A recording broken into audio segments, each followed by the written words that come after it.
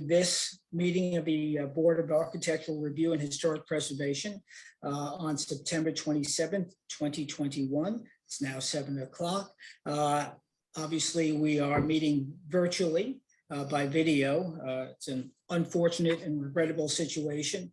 Hopefully, this will come to an end, I think, along with most people. We hope we encourage everybody to get vaccinated so that we can have the freedom to meet publicly again. And so let's proceed with the meeting. And I feel a bit like I'm looking at Hollywood Squares on my screen. So let me introduce the board members.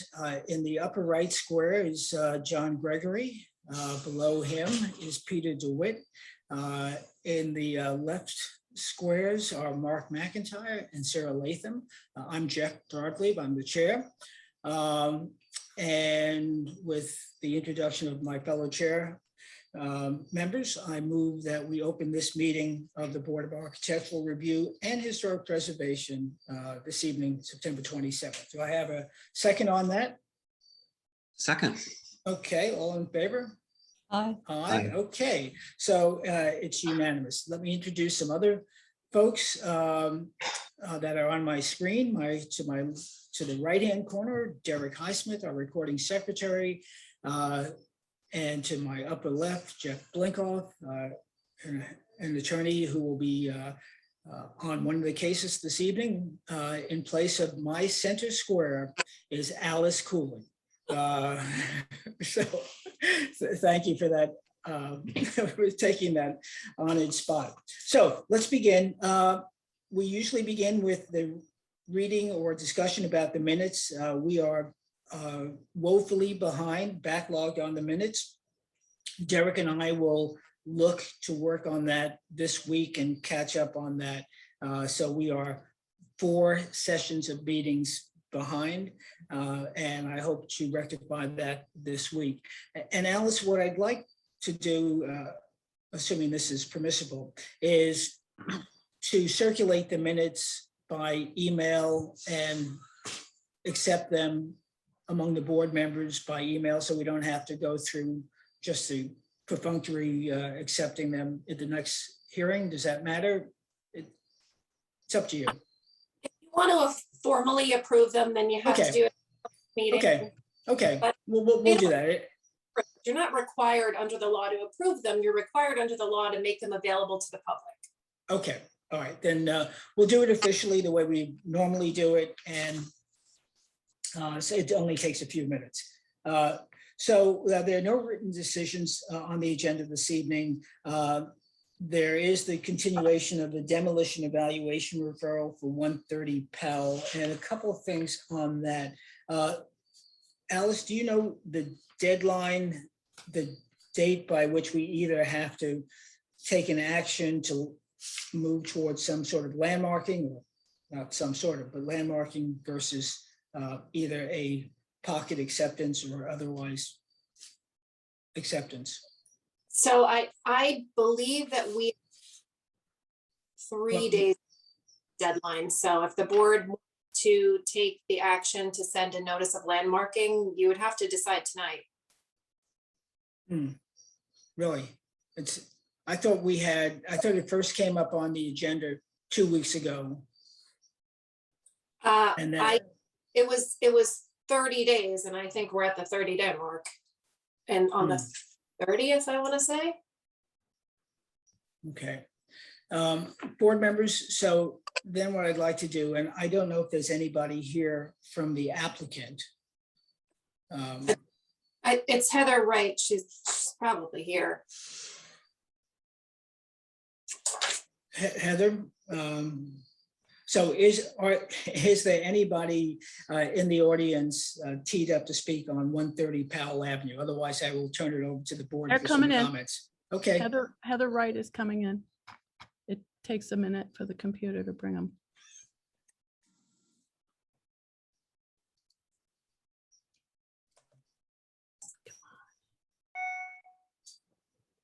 Takes a couple more minutes.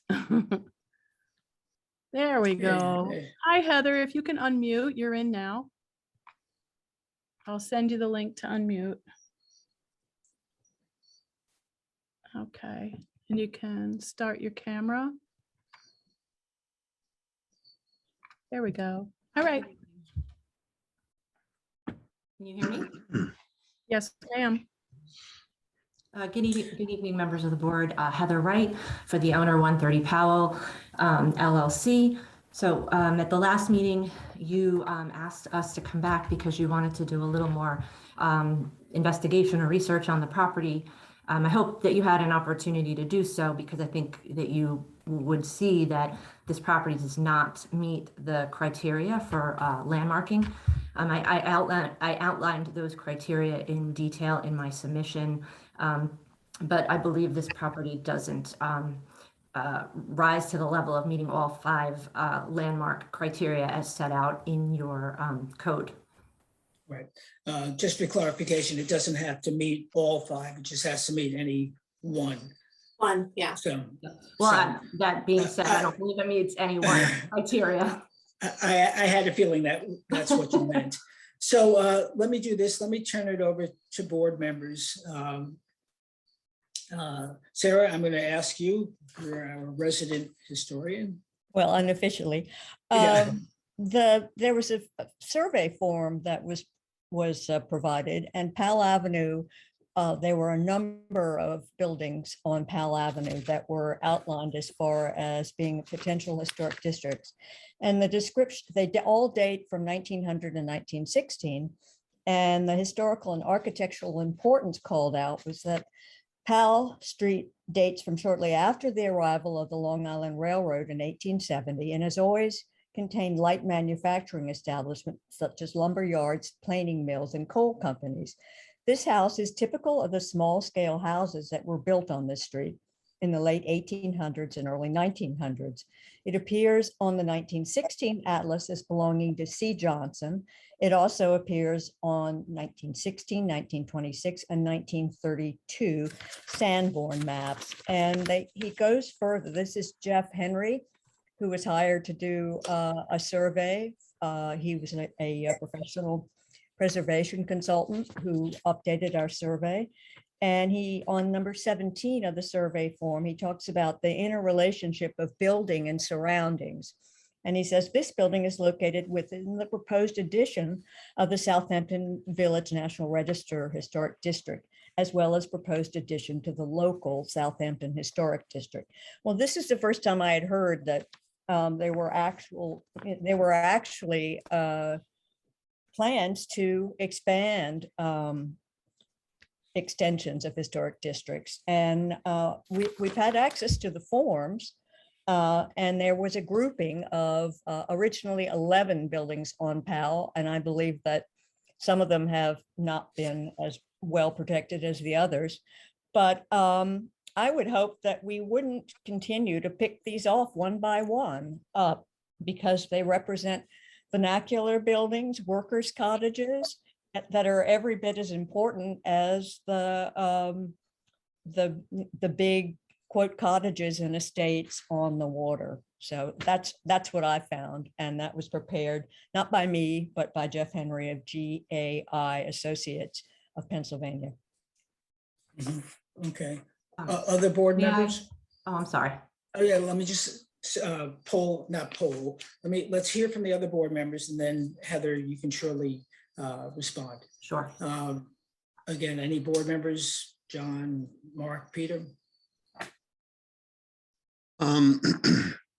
Well, yes, I agree with Sarah. I acknowledge that it is not, a great building or a, by a famous person, didn't live there, wasn't designed by a famous person. But it's one of 5 that are relatively intact in a cluster just opposite Plant Street or Plant Avenue. And,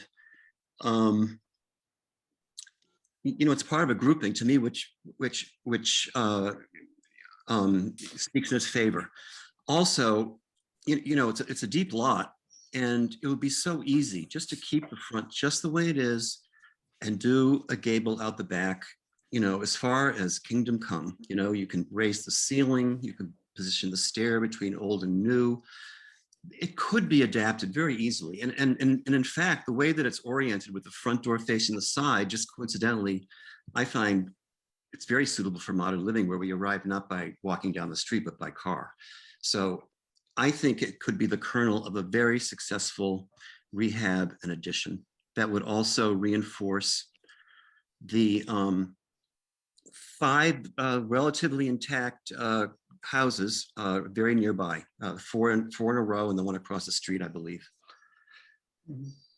Okay, John or Mark? Okay. I'm not 100% convinced that it raises to the level of being a landmark house. But I do agree that if it could be used and rehabilitated into a new use and a bigger structure, that'd be a better use than taking the house down. Okay. John? I am more aligned with Mark. Okay. I would like to see the house, saved. I think as Peter mentioned, it's situated in a way that makes it be easy to use this as a structure to add on to in the back and still preserve what exists from the facade of the house. I would prefer seeing that done than it being demolished. Right. Okay. Heather, back to you. Sure. Well, thank you, members of the board, for your comments. I'll start with Ms. Latham and Mr. DeWitt. I hear what you're saying, and I think your feedback and your mission is a laudable one.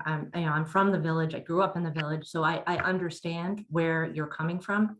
I think here, though, a couple of things that I want to point out that I think are particularly important. And one of them is that this survey that you referred to, and I obtained a copy of it myself, it is just that. It's a survey that was done by these GAI consultants. It's this document, which the page in which Powell Avenue is contained actually has, I think, over 30 other properties on it. And the whole survey itself has a couple hundred properties on it. I don't think anything was ever adopted by the village. So what we have here is a survey, but no further steps were taken by the village. And I think when you talk about landmarking somebody's property, you have to look very closely at the property itself. And I think here, in response, I believe it was Mr. Gregory, this property has been renovated over time, and there has been additions to it. So I don't think it's quite as pristine as maybe it once was. And I truly do not think it rises to the level of actually landmarking the property. Maybe there's other properties on this list that the village wants to look more closely at, but I don't believe this is one. And again, this survey was not adopted by the village. Just to add, my point wasn't about whether or not the house had been renovated along the way. My comment was about perhaps saving the core of the house and using that as the base for a additional structure or adding on to that structure. So that was my intent. I understand. I think, and that is something maybe worth the client may want to consider, but what we're looking at here is whether or not you're going to take the steps to landmark this property. Right. So Heather makes a good point, which is that the purview, or at least the authority of the board in this particular case, at this particular time, as we're here this evening, is black or white. It's one or the other. Either you approve or otherwise let by default the approval for a demolition, or we pursue landmarking. So it's either it comes down or it stays up. However, as much as the decision to be made this evening is black or white, the result may be somewhere in the middle, which gets to, I think, where much of the board wants to get, which is how do we preserve this house yet still have the opportunity for responsible development, which then puts the board into, again, but its decision is black or white. And I think Heather is hearing where the board philosophically would like to go. And let me just make clear, we use the word landmark. I think people think of landmarking as something monumentally landmarked. Mount Vernon, okay, I don't know, pick some other structure. But let me read you the code, section 65.3, designation of landmarks in historic districts. This is, the board may designate, this is section A, the board may designate any individual property as a landmark if it, one, possesses special character or historic or aesthetic interest or value as part of the cultural, political, economic, or social history of the locality, region, state, or nation. Okay, and then there are lists of other things. So it doesn't have to be Mount Vernon. It doesn't have to be a Frank Lloyd Wright house. It doesn't have to be the home of George Washington, to use that again. It can simply be something that, as is said in the code, something of cultural, political, economic, and social history. And we all have spoken, all of my fellow board members, to this house in that context. So I feel very comfortable with pursuing landmarking on this house. Whether we're successful at the end of the day, I don't know. But I'm, as for one, would vote for that. Heather, to the extent that that black or white decision compels your client to think of alternatives that may result in something in the middle, you know, perhaps that's the case. But we're left this evening with one of two choices. And I'm very comfortable with not seeing this house destroyed, because once it's gone, it's gone. Well, and Jeff, you know, just to add, I think what makes a house like this more significant is because there are so few left. Exactly. And that's an issue that we need to address. So Collectively, God. I have to take issue. So essentially, you're Sure. turning a black and white decision into a way to backdoor the client either renovating the house and maintaining part of it. So what you're saying is, if we came back here and we said we were going to preserve part of the house, then you wouldn't vote to pursue landmarking? I'm not saying that at all. What I'm saying is the board has a black and white decision. And that decision right now is not to approve the demolition. What the client wants to do in terms of the next steps is up to you and your client. The board has, several of the board members have indicated what they would like to see, but we have no plans in front of us. We can't project what you may or may not want to do. You've heard some of the sentiments of the board, but we're only, as Alice has said, we can only make one of two decisions. And Alice, if I'm misquoting you, or if you think otherwise, by all means, feel free to give us guidance. Tonight, the board would either be doing nothing, would be saying that they don't have an issue with the demolition, or the board would vote on sending notice to start the landmark. Those are the three options as I see them. Well, in that case, I'd like to put on the record that I don't believe there's any special character or historic or aesthetic interest or value that with this property. And I don't believe that any of the information that came from a historical survey that has never been adopted by the village should be applied in this situation. Okay, duly noted. Now, Alice, in terms of proceeding as this is a referral, what's the action for the board to take in terms of a motion or an action of a record? The board should vote on whether or not to send notice to landmark. Okay. And we should state that in the affirmative or the negative, given where the board seems to be coming out. Sounds like the affirmative to me. So, okay, in the affirmative, okay. Do any board members want to make that motion? Or otherwise, I'm happy to do so. So I move that we proceed with landmarking 130 Sending notice. I'm sorry? We have to vote to send notice to Oh. landmark. Okay, I move that we send notice to begin landmarking procedure of 130 Powell Avenue. And I don't, do we have to reference the code, section 65.3, or not necessary? So do I have a second on that motion? Second. Okay, Sarah, seconds, all in favor? Aye. Aye. Mark, John? Are you, okay, all opposed? So we vote. Oh, Hmm? sorry.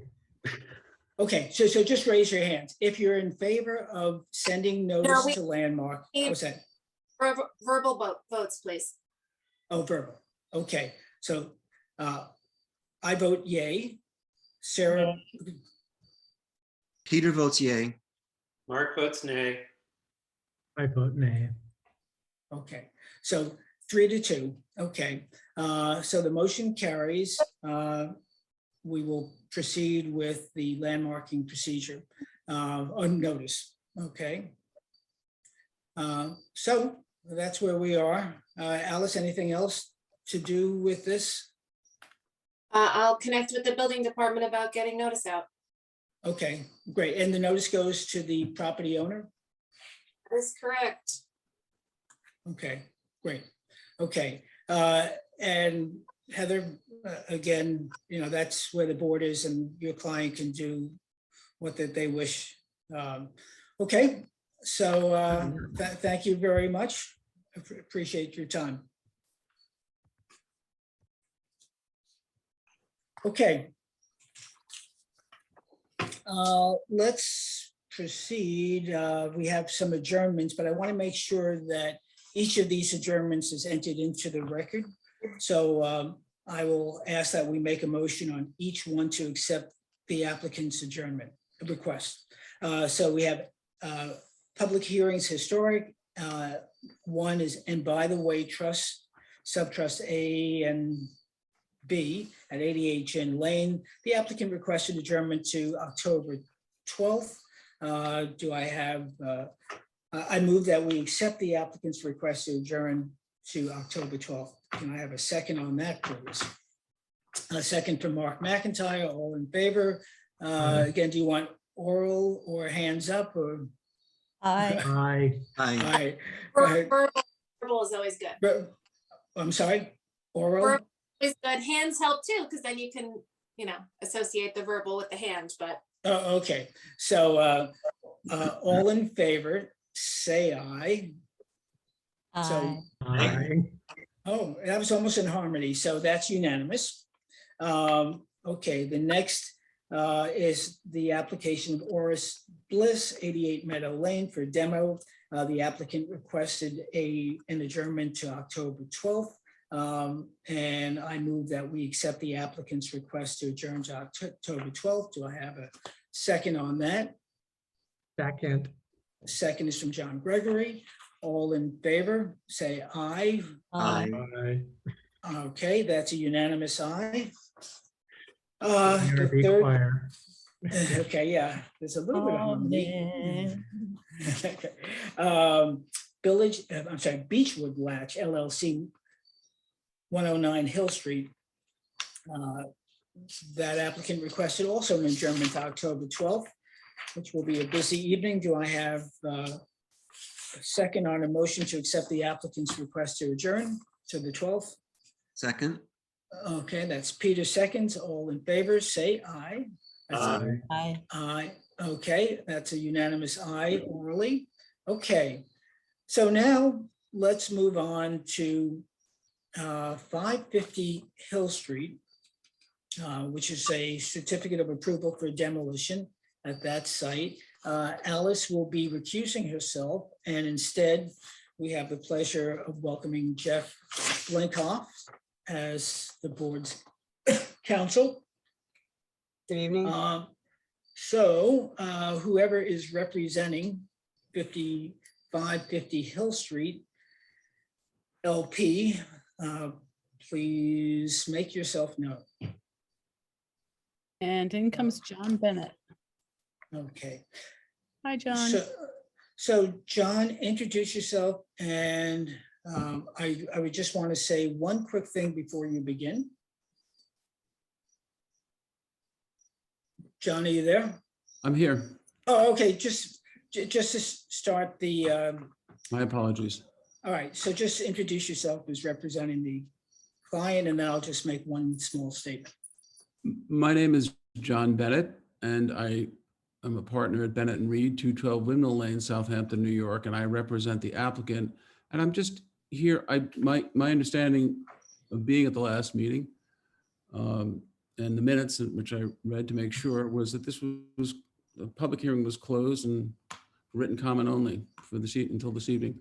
I don't think that's exactly how we ended up. I think we ended up keeping it open, but that's not far from where I think we should go. So, both. Well, I can read you back verbatim. Okay. 550 public hearing, close the public hearing, submission of briefs. Verbatim. Okay. I don't think it matters. I don't really have anything to say other than to respond if the board has any questions. Well, what I was going to say, and I think we're sort of in the same spot. The board has received briefs from both attorneys, and I compliment you both on that which you submitted. And two smart guys having diametrically opposed opinions, but that's what the law is about. And so I was thinking that each of you would summarize your positions if necessary. I don't know if Mr. Bragman is here or not, and then proceed from there. So I think it might be helpful for the public, just John, if maybe you could summarize it in a few minutes. It's obviously a lengthy brief with lots of exhibit, and then if there are comments from Mr. Bragman, he can do the same, and then the board can comment. Jeff, do you want me to share my screen with all the plans? Or no? I don't think, well, in this case, I don't think there are plans. They were basically briefs, and I'm just asking John and Jeff to just summarize that in a minute or two. Okay, got it. Is Jeff here? That's why I don't know. Do you see Kat? Well, There's nobody named Jeff here. I have Ron Fisher in. Bragman? No, okay. No. Well, in that case, well, I can summarize what I submitted. Might be helpful. yeah. Why don't you do that? And Okay. then I will comment about Jeff's submission and where the board is, okay? Okay.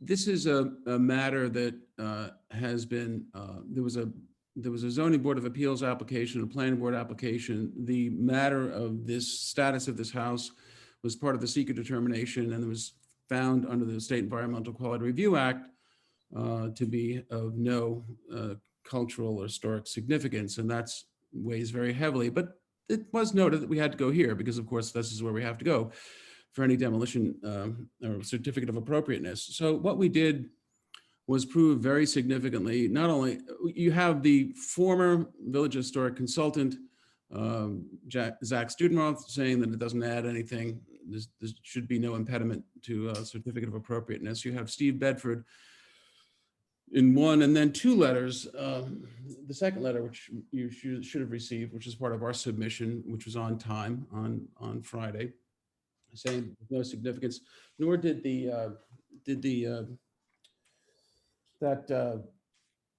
CLG update find anything. The only thing that was there was some echo from the state, and I know Mr. Bragman denigrated our very strong factual showing by saying it was wishful thinking.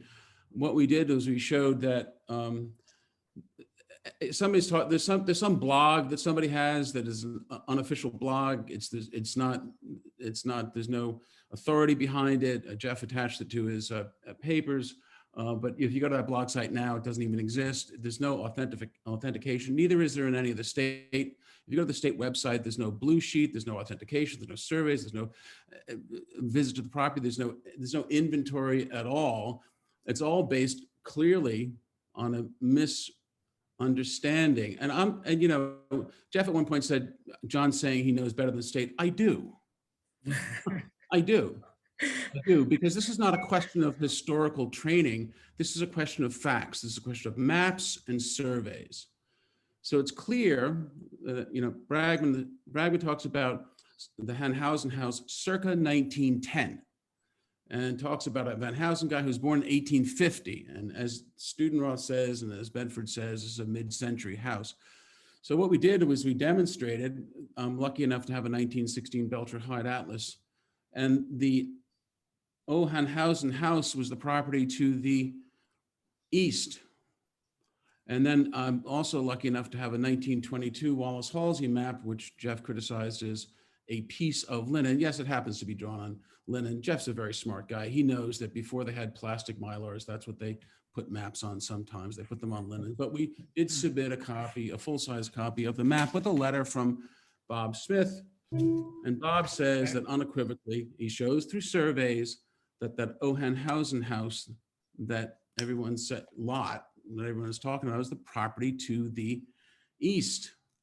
I can only hope that these are innocent mistakes, because otherwise they're, you know, they're misrepresentations. And I take this process and the integrity that's required before all of you very, very seriously, as I know all of you do. So what I've presented to you is not wishful thinking. It's not surmise. It's the clear facts, irrefutable, and continue to be irrefuted. Mr. Bragman didn't like the fact that we had merely the Belcher Hyde with no dimensions and merely my 1922 Wallace Halsey map. So we went to the source. We went to Squires, Holden, Weisenbacher, Smith, and Bob Smith proved that not only by the maps and the dimensions that I had put into the record some time ago, but by other surveys, and stated that indeed Wallace Halsey was the predecessor of the surveying company, and then showed a 1976 map where that Hanhausen property, which is clearly the property to the east only, is the same dimensions, 171 feet, not this lot, not this lot. And in 76, the only thing that was there was a foundation, which if you line it up, the Belcher Hyde 1916 map is one of the foundations for the houses, multiple houses with a totally different configuration. It was an L-shaped building. Right. So yeah, doesn't square up at all with the objectant's claim of a 1910 house. That property, as is shown on the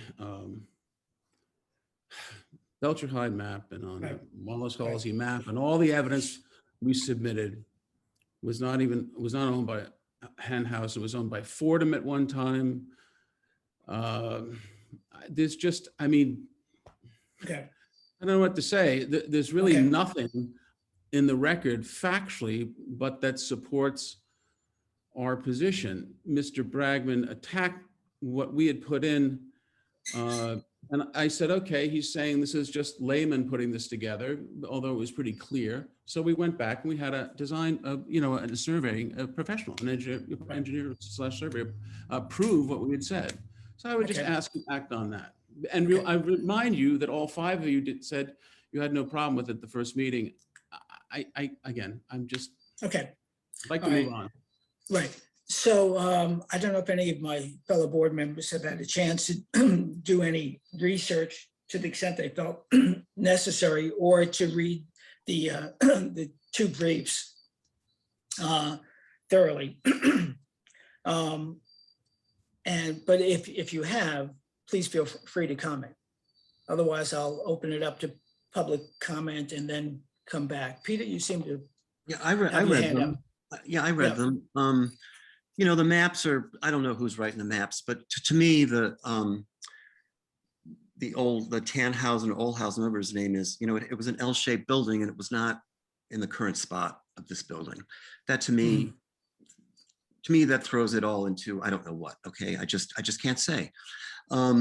Also, I would note that, you know, the building to the west is going to be demolished. The west of that is a ranch house. And then there's another house to Captain's Neck Lane. It's not historic to the west. To the east is, you know, what may be the old housing lot, I don't know. But it's woods essentially with something in the back. And then east of that is, it's not part of any cohesive environment. So I'm not opposed to the demolition. Okay, anybody else, Sarah? You have your hand raised? The only thing that troubled me is that it neither appeared as a contributing nor a building that was not a contributing structure. But we don't have any survey information that really analyzes it. So I have really nothing to fall back on. Right. Uh, Gentlemen? Yeah, if I would say, I did read through both of them. It was a lot of paperwork, it was a lot of maps and a lot of folding. And I really can't find anything that's concrete enough in what I saw that would keep me from being okay with it being torn down. Right. John? I think we're all aligned here. Yeah. So let me open it to public comments. I don't know if Ron Fisher is part of this discussion. I don't know if Jeff Bragman is out there, but if there's anybody in the public, please feel free to comment. Oh, although John, I see John's face. Anybody from Jeff Bragman's office, since they submitted the brief. If not, and assuming that we had previously closed it to public comment, then it's closed to public comment. Right, Okay, Jeff, Ron? nobody has any hands up. Okay, great. So in as much as unbeknownst to me, or at least I forgot, we had closed it to public comment. I think the sentiment of the board is clear. At the same time, I feel given the dichotomy between the two briefs, that I feel an obligation to at least get an updating of the historic assessment, not from, maybe from Zach, not from Zach. And I don't know if it's going to alter anything, but it's just something that I feel that we should do. And so I'd like to do that. I'd like to close this to public comment and only written submissions. Obviously, we always have the right to reopen it, but I think, John, I think you can sense where the board is. I was actually hoping for a direct, you have nothing in the record. I was hoping for a direction to council to write an opinion. This is not something where anyone has identified anything. You already have two qualified historians. You have all of the only information put in by the objectant has been demonstrably proven. It's shown he's got the wrong house. And if you were on the ledge or something like that, I can understand abundance of caution, but I think my client, particularly in light of the history of this, has been more than patient. And I would really, you've twice now all said you have no problem with it. There's nothing different that anyone's going to put into this record. Everybody, the objectants, very able counsel has had all the opportunity to do so and hasn't done anything that rebuts any of this very significant testimony that we put in, not with surmise, but with actual, probably the survey of record in the village of Southampton, Squires and Holden. Right. So, so I would respectfully ask you to do that. Right, and I respectfully ask that we do have the opportunity to just verify the counterclaims or the lack, or just update the historical assessment, but to commit to making a decision one way or the other next meeting, so that there's no Just so I know long who's delay. just so I know, and I think it's a fair question, who's going to do that? We have a couple of historians potentially on standby, so I'll let you know as soon as we get one of them. And if not, we'll do the digging ourselves. Okay, and then, see what And you're then- doing then, if you're gonna do that, you've got to give me an opportunity to rebut it. I'm sort of Right, right, scratching my okay. head on this one. So anyway, so by next meeting, we'll come to a conclusion one way or the other. Okay? Okay, wait, you're not hearing what I'm saying, okay? I have testimony in, and it's Yes, proven, if you're gonna have somebody else say something to the contrary, yes, of course, you'll have a chance. minimal due process gives me the opportunity to rebut it. Of course, of course. But what are we doing? I'm gonna ask you all again. This is not something where you're, it's a close thing or anything. You have had your actual architectural historic consultant already look at it and say that it's not warranted. Preservation is not warranted. I supplemented that with 2 reports from a private, very well-known consultant. Obviously, he's working for me. You have to look at it all that way. But I'm not saying it's just him. It's your own. The village has already looked at it, and the village it went through a process in the seeker process. So you couldn't be. And now we have one page, one set of objections from somebody who just criticizes my submissions and everybody's submissions as surmise, when we have shown there's no issue factually. If you read it, it's the wrong Right. property they have. There was So- no house there in let me finish. There was Yes. no house there in 1910. So Mr. Blanco, do we have, as Jeff is requesting, the right to do what he's asking to do? Oh, you're on mute, Jeff. Sorry, I was on mute. You do. If There what you you want go. to do is to There have you have input it. from an independent, you could. So let's do that. And so I move that I guess, technically we adjourn this, or I'm Well, not even the- sure it's adjourned. and when am I going to get this report if it indeed materializes? Because if I get it in advance of the hearing, it's what I think it's going to have to say, because there's nothing out there, then Right. I'll just won't have a problem, and you can make your decision. Right, But I don't want to well, wait until the night of the hearing. That's not fair Right, to no, anybody. It's not even fair to you no. guys. as we ask people to, in the same way that we ask people to submit by Thursday noon before the next public hearing, I assure you we will, one way or the other, submit something by Thursday before the next meeting. Okay, please note my absolute objection. There's no need for this. There's no showing for it. And I also want to make sure that this decision is being made on what's in the public record, Okay. on the public record. Okay. Duly noted. Jeff, did you want to add anything to that in terms of the I motion object. that we make, or Jeff Blinkoff? No, I did not, but just to be clear, so then the motion would be that the board would obtain an update and an independent assessment to be prepared in sufficient time for anyone who wishes to respond prior to the next meeting, and it will be submitted in the same way that all submissions are required the Thursday prior to. So that's the motion that's before the board. Is there a Part of second? the motion was also to otherwise close the hearing for I public understood, comment and but absolutely, I You're right. agree. I Okay, agree with you, yep. counsel. I think that was carried over, but you're right. That should be a part of the motion. Is there a second to that? Second. There you go, Sarah. All in favor? Aye. And if- Okay. Thank you, John. Thank you, Jeff. So there's no question that part of the motion was Yes, we're done with other than Yep. We got you. perhaps to close it to everything else. We'll close the public Well, No comment. more written I think it submissions, was- no more public comment.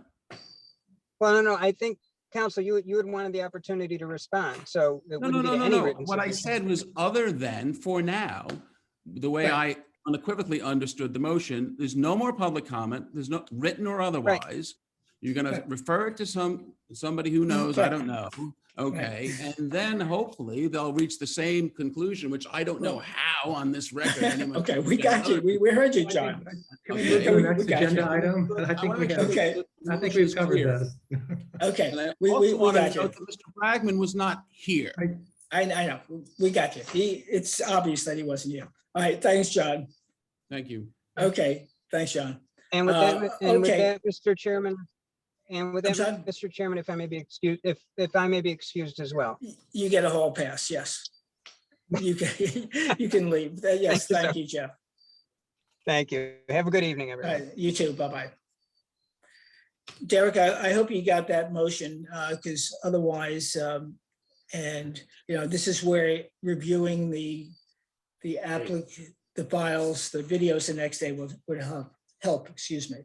Okay, so now we're talking about BHNH LLC, 109 Hampton Road, to amend a prior approval. Do we have somebody representing the applicant on that? Now I have Ron Fisher's hand up again. Is he on? Okay, Am I bringing him in again? if Ron is representing 109 Hampton Road, Bring him in again.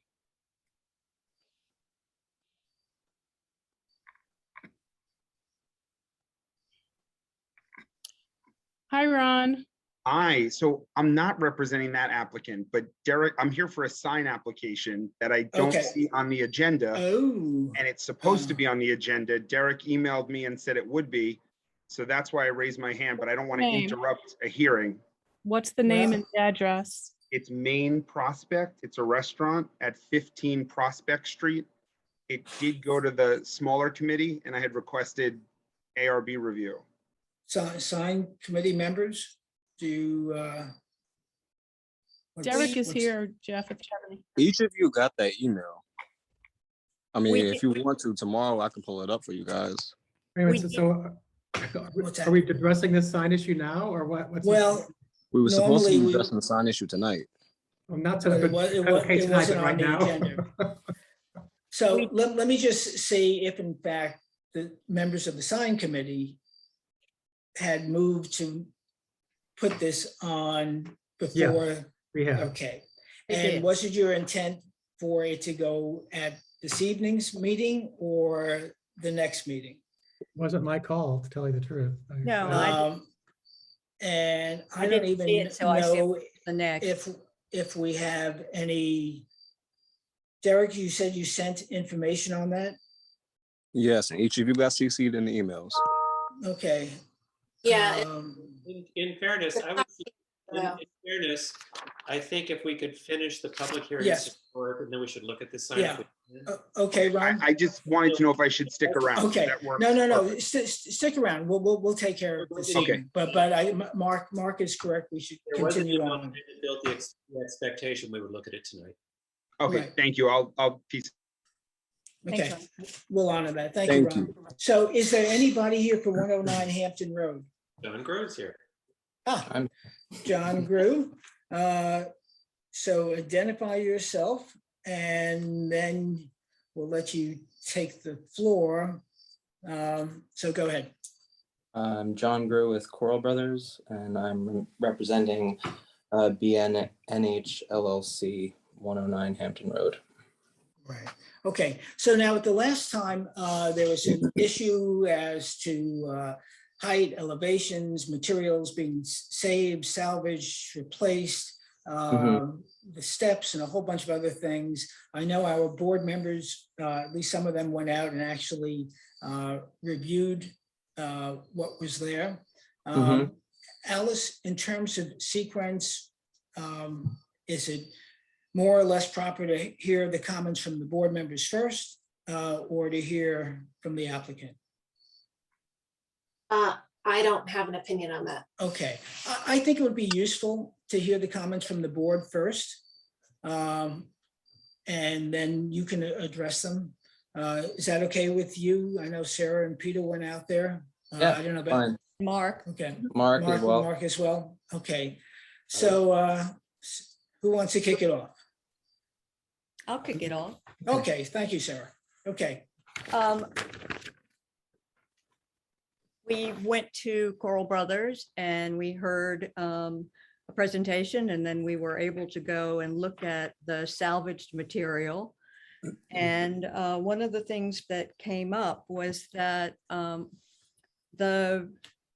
what the Architectural Review Board had understood with regard to the original windows had not been, the retention of the original sash and the original windows had not been, there was a miscommunication, that there was a differentiation between drawings.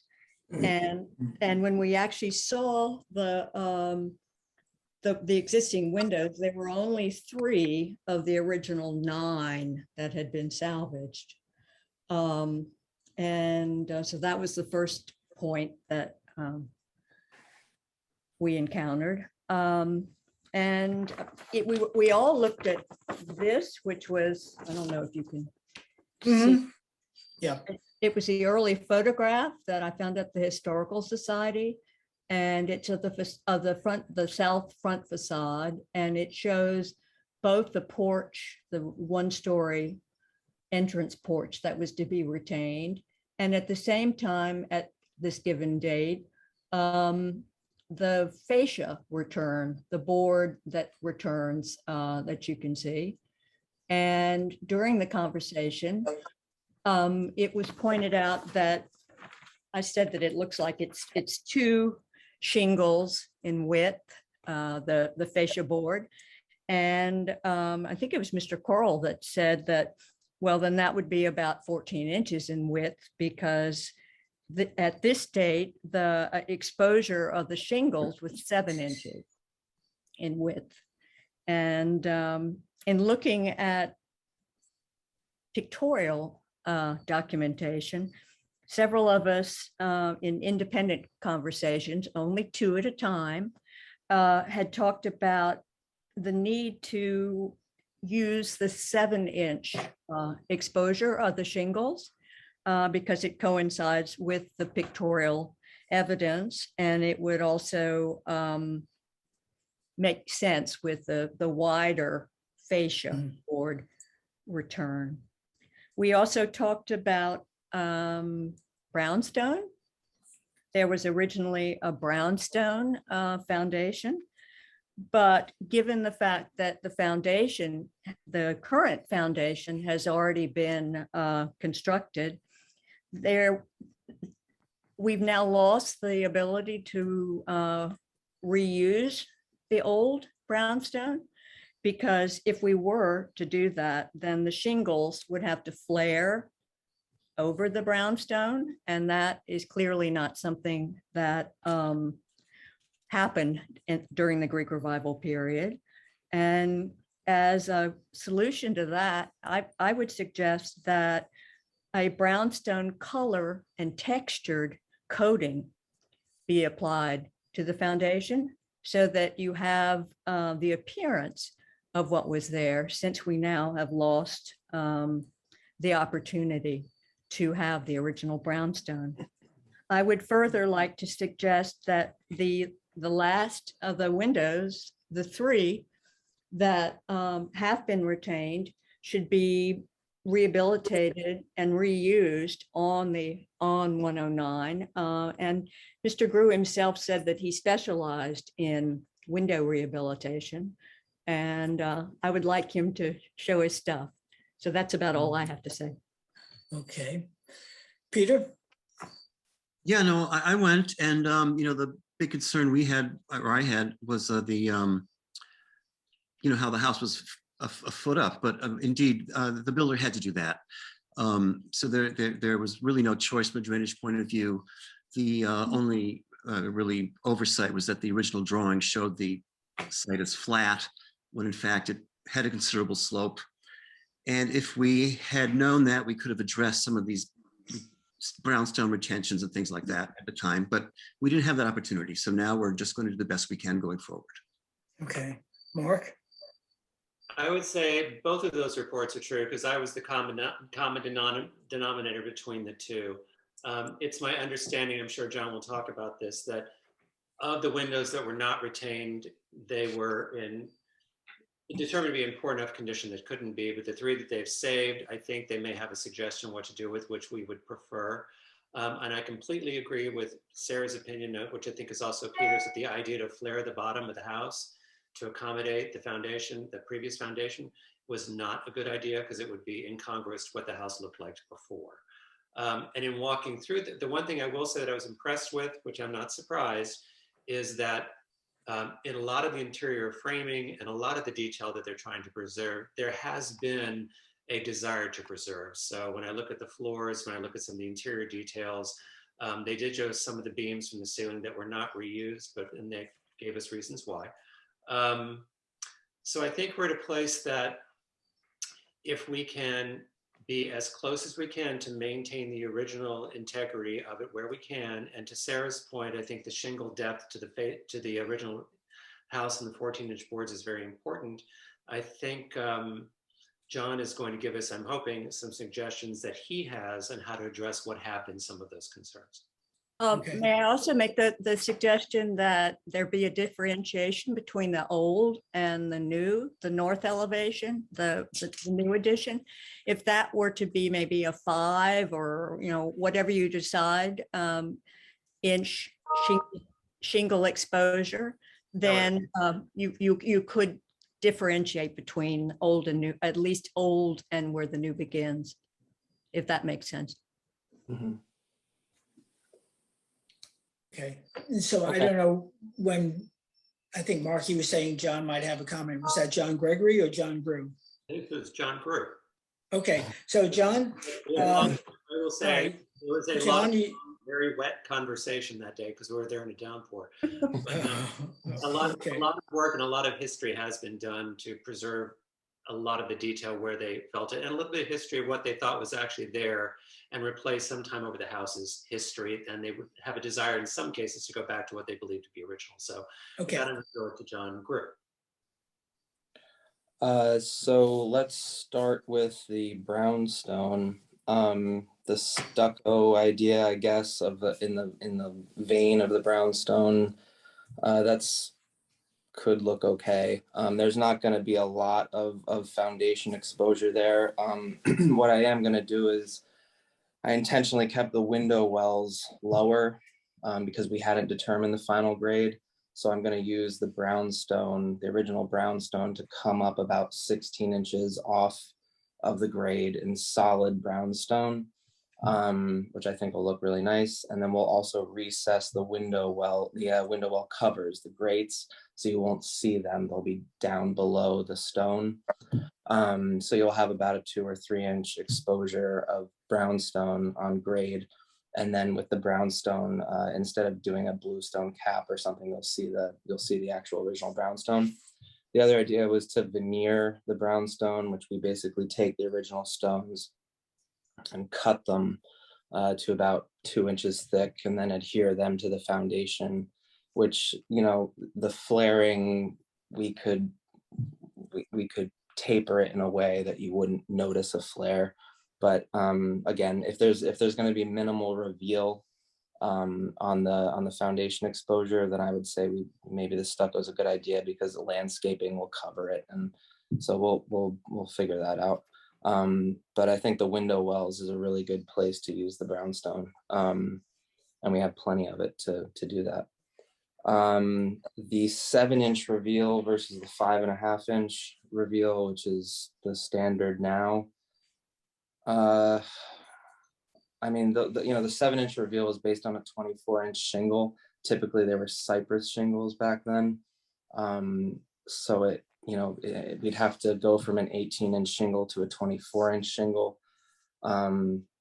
It might look okay. I don't really know. The original frieze board was 16 inches, not 14 inches. The drawings that were approved showed a 12-inch frieze board, which I think is appropriate with a 5.5 inch reveal.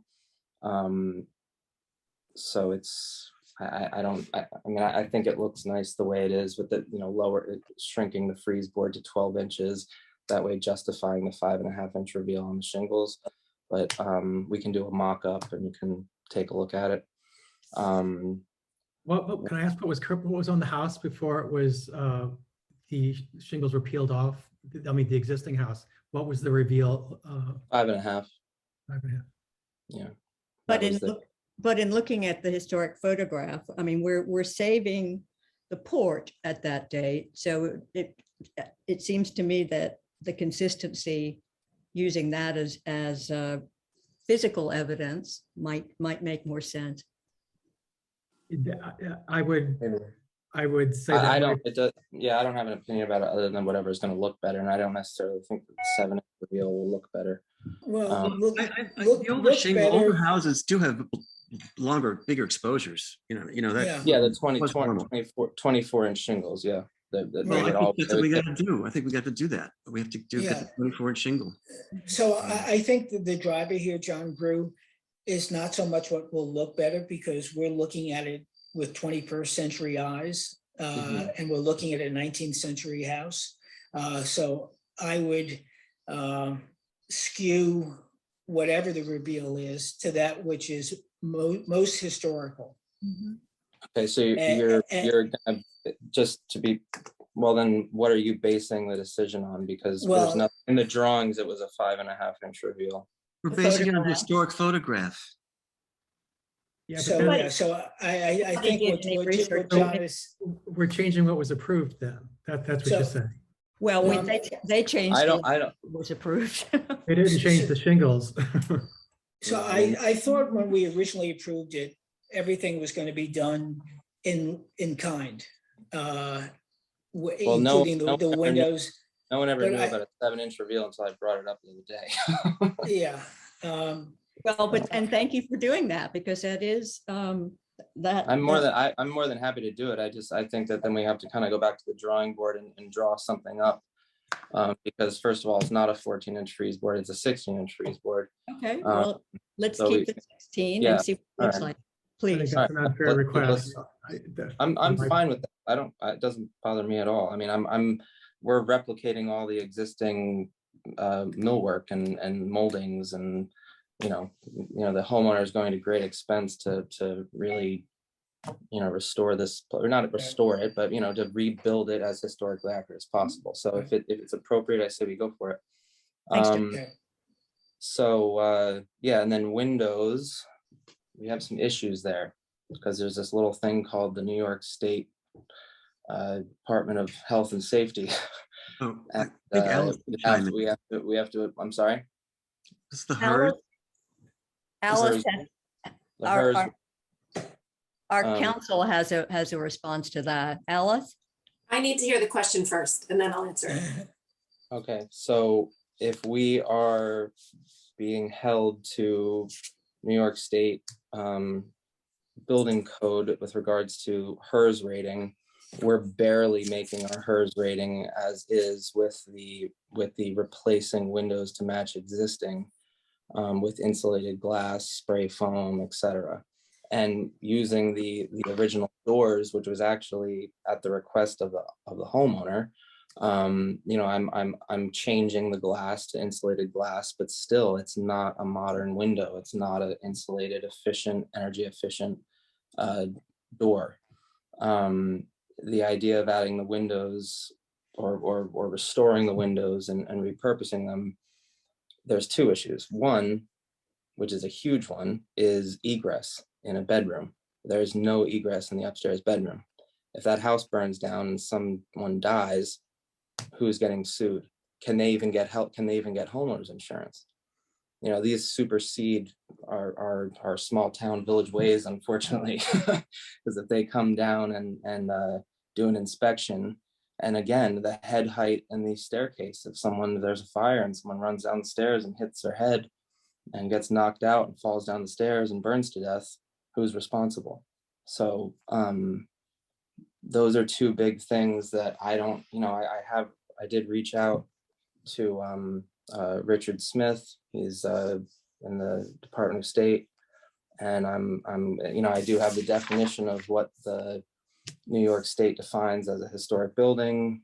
It's, I'm not an attorney, so it would need to be looked into. But again, as I put in my email, we're trying to Obviously this is not a landmark building. It's not a museum. We're trying to rebuild this in a way that is historically accurate and historic district appropriate, but also be a safe home that's going to last another couple hundred years. So you can see that we're going to great efforts to restore and replicate what was there. But you do have to bring into the health and safety factor into this situation. So my view would be that our code controls on under 65.5.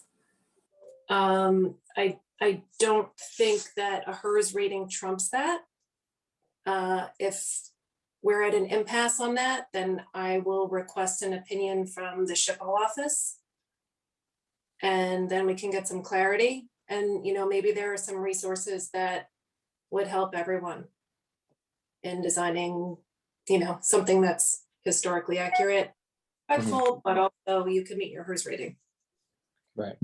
I would also like to point out that it is a contributing building within the existing historic district. So the idea of refuting that it's a landmark is rather specious.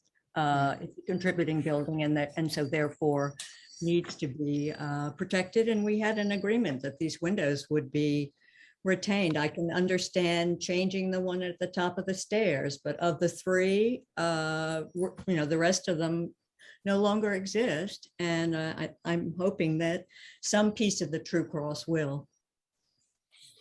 From not being an attorney, but from experience on the board, there have been innumerable cases, buildings, reconstructions, renovations, repairs on windows that are 50 years old, 100 years old, 150 years old, and at no time did HERS or anything like that ever come into play. And you're right, section 65.5 talks about using, change alterations as little as possible, using the same materials as much as possible. So I think that surely trumps the HERS consideration. That's music to my ears. I don't want to have to get a HERS rating. Okay. But at the same time, that there is just the egress factor and the head Window, factor. right? I'm sorry? It's just one window up under the eave, right? 3. Those All all three three, have to all be- three, all three are in Okay. no, only one. We only need one. So But if it becomes an issue, my idea was to make that one a casement window that is a double hung, that looks from the road, it looks like a cottage window, but it's actually I think to some extent, and I don't say this, that this is your intention, John, but we're getting distracted from what was originally approved and the reason why it was approved, which was to maintain as much of the historic character in this building as possible. So the HERS issue, in my view, is a distraction against that which this board is challenged to do, which is to preserve historical structures.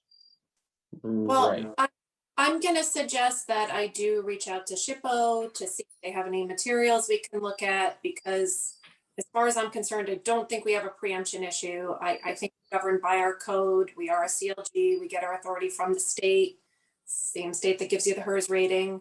So I think there's got to be some consistency there, and we'll just get to the bottom of exactly Okay. what the Good. Thanks, Alice. Yeah, and then I mean, as far as the overall historic nature of the home, I think we went over this in at length when you guys came to the shop. There's dimensional lumber on the whole second floor, which is why we that dates it to about now. So I don't know if the house burned down in 1960 and they rebuilt it, but we did save as much of the hand-hewn oak timber as we could. Peter saw all of the sistered up lumber on the second floor deck. So we've been as trying to be logical as well as preserve what we could. So that being said, it's adding the dormer on the other side to add a small little eyebrow dormer on the above the stairwell to make it code compliant and safe. I No. think it's, No. No. We don't want it to be safe. No, it's not that, John. Well, John, maybe you want to withdraw that comment. No, I don't. All right, well, No, let's- not at all. As I said in the last meeting, we make this as difficult as possible for someone who's going far beyond the call of duty to No. repair, restore this home. Oh, And I think it's thought you meant- ridiculous. I thought you John, meant- I you thought you meant are to- not an historic preservation and it's nice. You know, Yeah, Sarah, okay. no, I'm a resident no. of the village of I know, Southampton. I know. And you John, don't I- have to you know, be I a think it's historic time for all of us to- preservationist to have a rational point of view. Okay, all right. Well, So, I ladies and think gentlemen, I think all of Yes. us need to take some historic preservation classes, yes, and maybe we right. can So- create common ground through education. there's Yeah, obviously I passion I on. agree with that. I think we should all go to a class, okay? Let's, Everyone, let's adjourn and you guys, we all go to a class for a Okay. month and then come That back. may take a while. Anyway, look, so there's surely, if I may Well, let's- say something, there's surely passions on this, and where we've come out before, and where we were the last time, is that the dormer on the east side was not approved. The language in the written decision was specific about that. And the board is not likely to move off of that. what? The board is not likely to move off that position.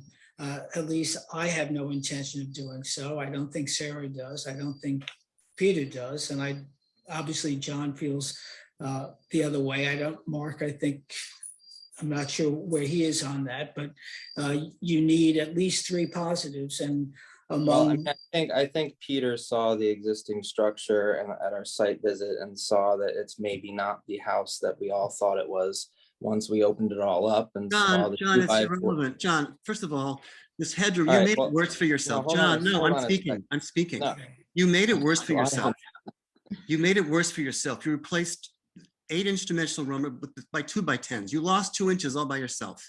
So I'm not in the mood. No, I to didn't. remediate I that. Yes, you added did. an I additional saw it. 2x6 All right, plate. so we're not going to reopen. Okay. We're not gonna reopen All right, this. anyway, so the bottom line is John, you're dealing why with don't, people who know everything, so. I know, but what don't waste then your the only breath. thing, the only Stop. problem is what are the approved plans that I have signed from you guys and Tin that I'm building off of? Because they say replace existing windows to match historic.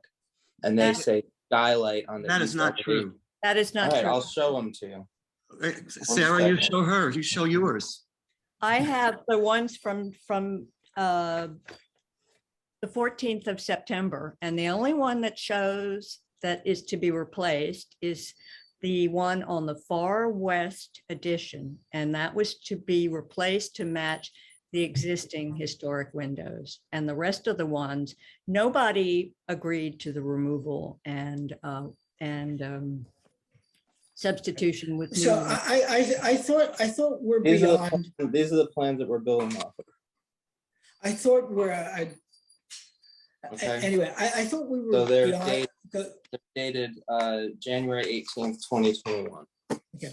So do you guys have copies of those? Hold on one second. After our approval. This is after approval. Yeah, Yeah, Yeah, but it's not, is my signature on that? yes. Where? You can't have plans dated after our approval. What do you mean after your approval? I mean, We this was, We approved the COA on December 28th, 2020. and those drawings have to change the windows and then to raise it up. I mean, they're not what was approved. Right now, I thought we I were mean, beyond the the one windows. that I got, the set of drawings that I got from Tin, the ARB approved set that I got from Tin was exactly what I have here. You know, John, there was some miscoordination somewhere. We're not saying it's your fault. It's not, how could it be my fault? It I'm couldn't just a be. builder. It couldn't be. It couldn't be. So you don't need to, defend what you're looking at. We understand what you're looking at and why. What the drawings that we were presented with indicated those windows would be saved. On the drawings you're looking at, note them as being replaced. We didn't approve or review the drawings you have. That's just something that happened in the building department. I don't know why. Right. But Right, so aren't we what beyond, set of John, plans? John what Grew, set of just, plans what set of plans am I working off of? okay, John Grew, just hold on one second. Weren't we beyond the windows that 3 were gonna be Yeah. saved and the rest were gonna be, because they were, the other 6, I guess, were in such disrepair that they could not be saved, and that they're gonna be replaced in kind, but not. Someone needs to give me those drawings. Someone Okay, needs to give me drawings that All that right, you know what, here's that what we're gonna show- do. Wait a We're minute, gonna adjourn this I thought we evening, were John on- Grew, because Wait a minute. you want to make a case out of what drawings. Yes, Yeah. go ahead. Yes. I thought we were on site. You told us that windows had already been ordered from Marvin that matched the Of exist. course. Of course, that's what my drawings right here say. I know. And Okay. John, was that a bidding set? This is a permit set from the village. Okay, but does it have my signature on it as chair?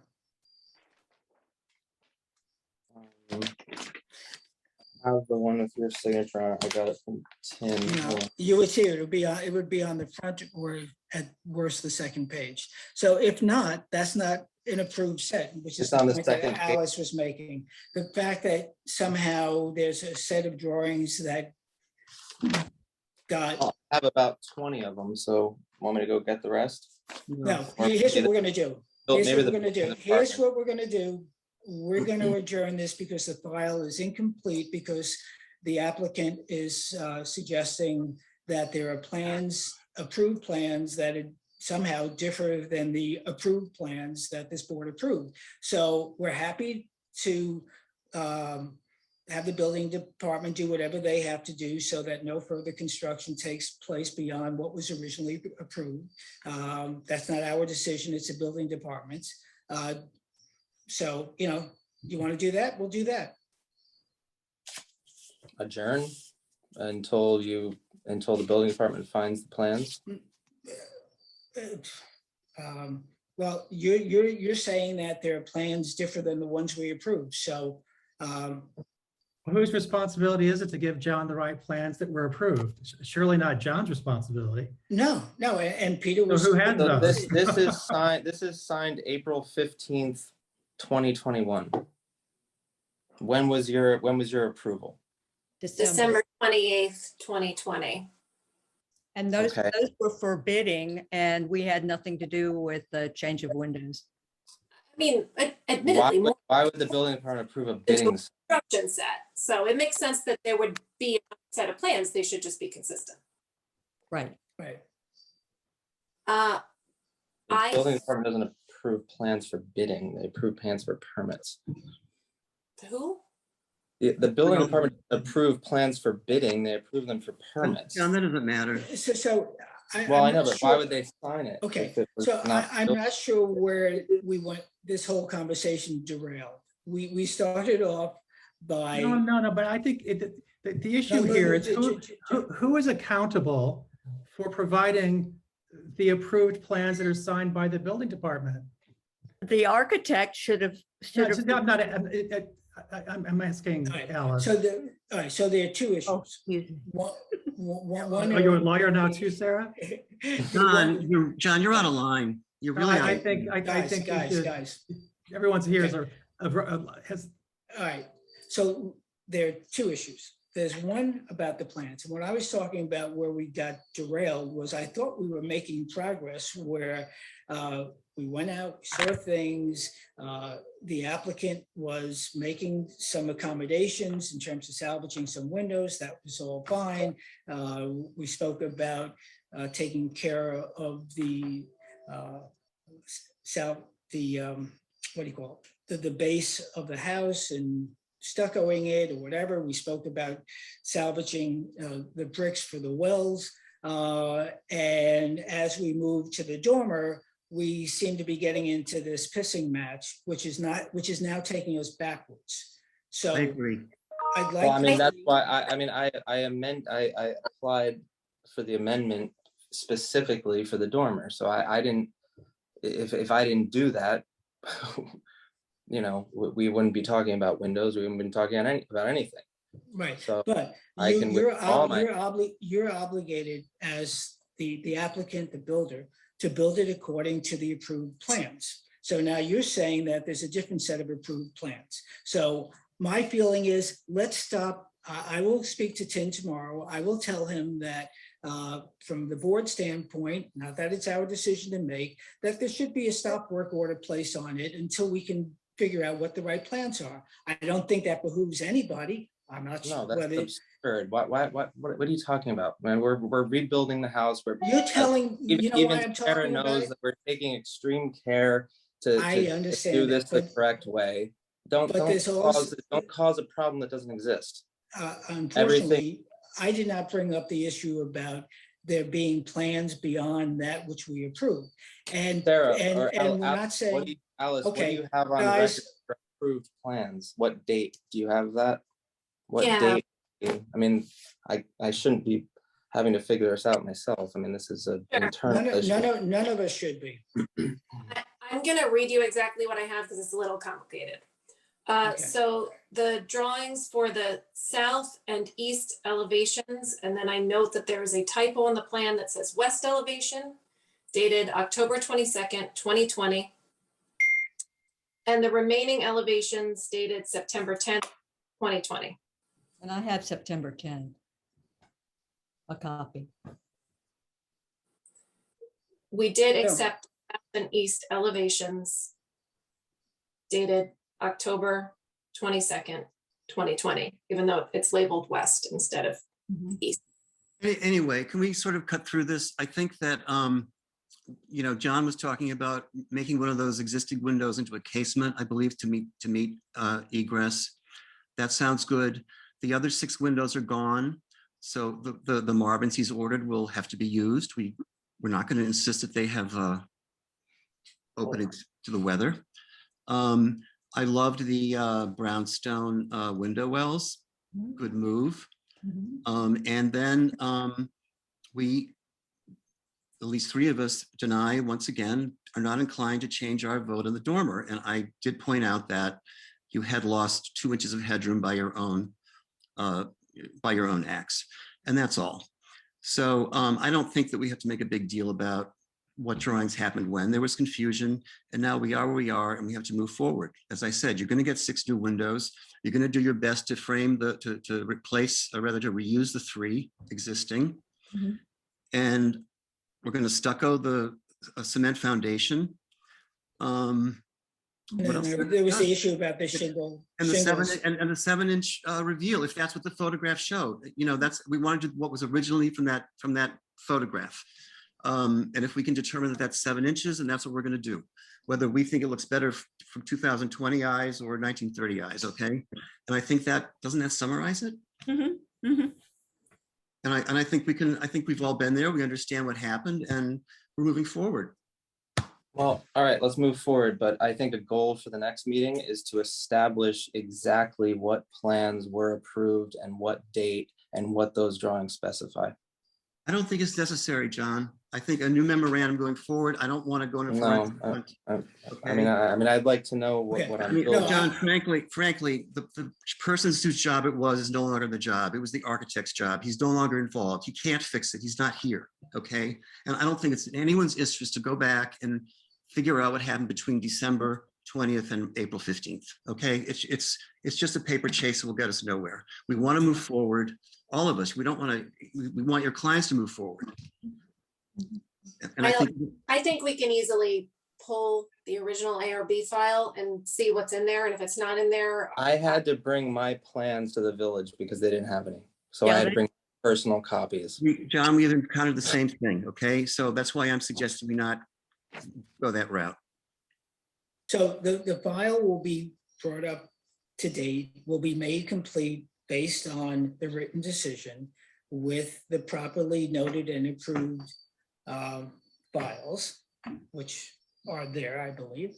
And it sounds like, John, you will be making, you already mentioned some new drawings based on the comments you heard and what Peter very well summarized. So if that's the case, I think we're looking for you asking for an adjournment to the next meeting to submit those plans. Yeah, well, I mean, I want to see the plans that I have not seen first, and then I think we'll go from there. Sure. I mean, those plans are limited use, John, because they Okay. didn't show this, they didn't show a lot of stuff. Okay, that's why I don't want to get too hung up on them. Okay, Mhm. all right. So I move So that, are you, any public comment? Go ahead. John, do you need more time? You don't want to come to our next meeting? When's the next meeting? Monday? No, 2 weeks. October 12th? Yeah, that's fine. Okay. Okay, any public comment? Nobody's hands are up. Okay. So I move that we accept the applicant's request to adjourn to the next meeting. Do I have a second on that? second. Okay, all in favor? Aye.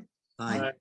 All right, thanks, everybody. I know this is a vexing issue, and John Grew, I appreciate you and everybody else as well. So, Thank you. all Thanks, right, John. thanks much. Take care. Okay, you too. Okay. All right. I'm glad we have a board that is passionate about what we do. So that's that's good. It's passion is good even among family and friends. So Passion with goodness is not. all right, let's so let's go on. And the next application is 9 to CNL LLC, 92 Cooper's Neck Lane, demo of a garage and 1 and 2-story additions and attached garage. So who is representing? I Melissa see. Dedovich. Hello, Melissa. Okay. You still Hi, can't say my Melissa. name? Yes. Did I say it wrong? Dedovich. Dedovich. Dedovich. You added an extra syllable. But, Oh, no. Like yeah. you chicken make a pog, I waited another syllable. Yeah. Anyway, well, please introduce yourself formally. Sure. Melissa Dedovich, Taconic Environmental Associates. I'm here on behalf of the applicant. I'm also joined, and I'm just trying to see these in. There should be Yi Wang from IKB. Okay, who's I'm bringing gonna be that. our- Do you see him? Yeah, yes, and I already brought in Jill Snodgrass. Perfect. Okay. Okay. Anybody So- else? And he will be addressing the items that we discussed at the last meeting. Okay, Anybody so else why coming don't you take us through that? And now you and Kat probably have the digital drawings. I do. Actually, Yi has, Kat, can you share the screen with Yi? I'm going to I share would the prefer- screen with everybody because I'm sorry, they don't want, them putting up wrong pictures anymore, right? Is that right, Alice? That is correct. Kat, All right, that were submitted. yeah, Oh, we practiced even. okay. All right, so you can direct Kat to the various slides. Okay, so who's speaking, Yi or? Yi's gonna speak. Yeah, I'll Okay. start. So why don't you tell us how you addressed the issues from the last meeting, Yi? And if you want Kat to share something on the screen, just tell her which of these files it is and where to go. Sure. Hi, good evening, members of the board. My name is Yi Huang with iCodeman Barkley. The last time we were before the board, we were asked to look into 2 main items with our application. So I hope to address those tonight. The first item was the brick plinth at the portico share at the front of the house. And then the second item was the oval windows in the house, particularly the ones that are staggered on the north elevation. So hopefully I can give you some answers on that. Kat, would it be possible to show the PDF that's labeled ARB elevations? Okay, you want the elevations? Okay, give me 1 second. I have one. This one is called cover. No, it's This- that's the cover page. That's the cover Right. letter. This should one have is called elevation. revise. This one's called revise IKB plans. Correct. Yep. Perfect. All right, well then that would be the ones. Okay, coming back Thank to you. the share. And here we are. All right, can everybody see? Yeah, if you could just scroll down a little bit on that sheet, Yeah. that would be great. With a little red squares up.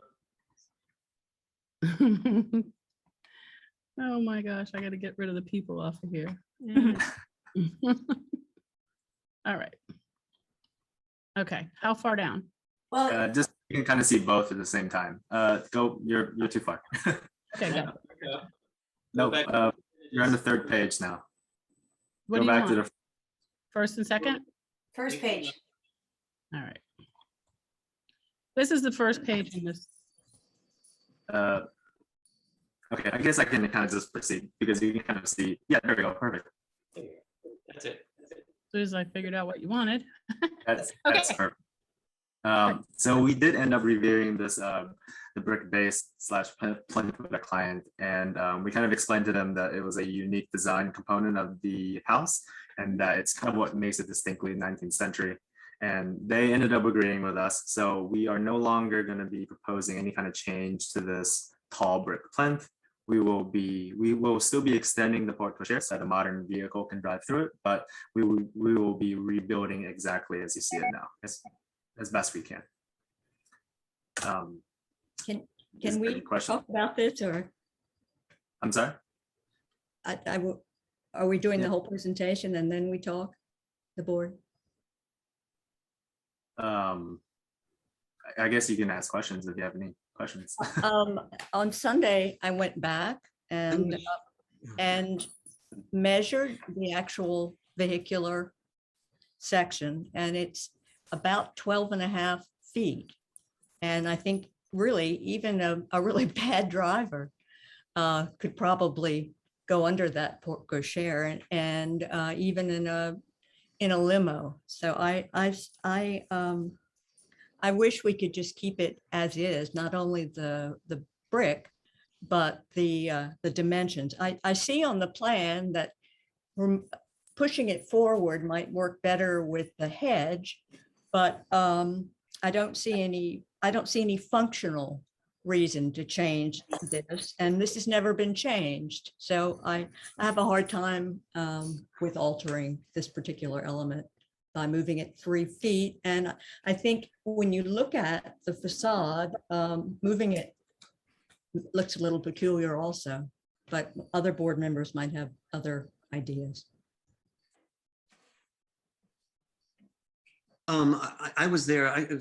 You measured 12 and a half feet. I mean, cars are 6 feet, so it can't be, it's generous the way it is, but let's move on. We just felt it would be a little bit more safe if we could give them a little bit more space.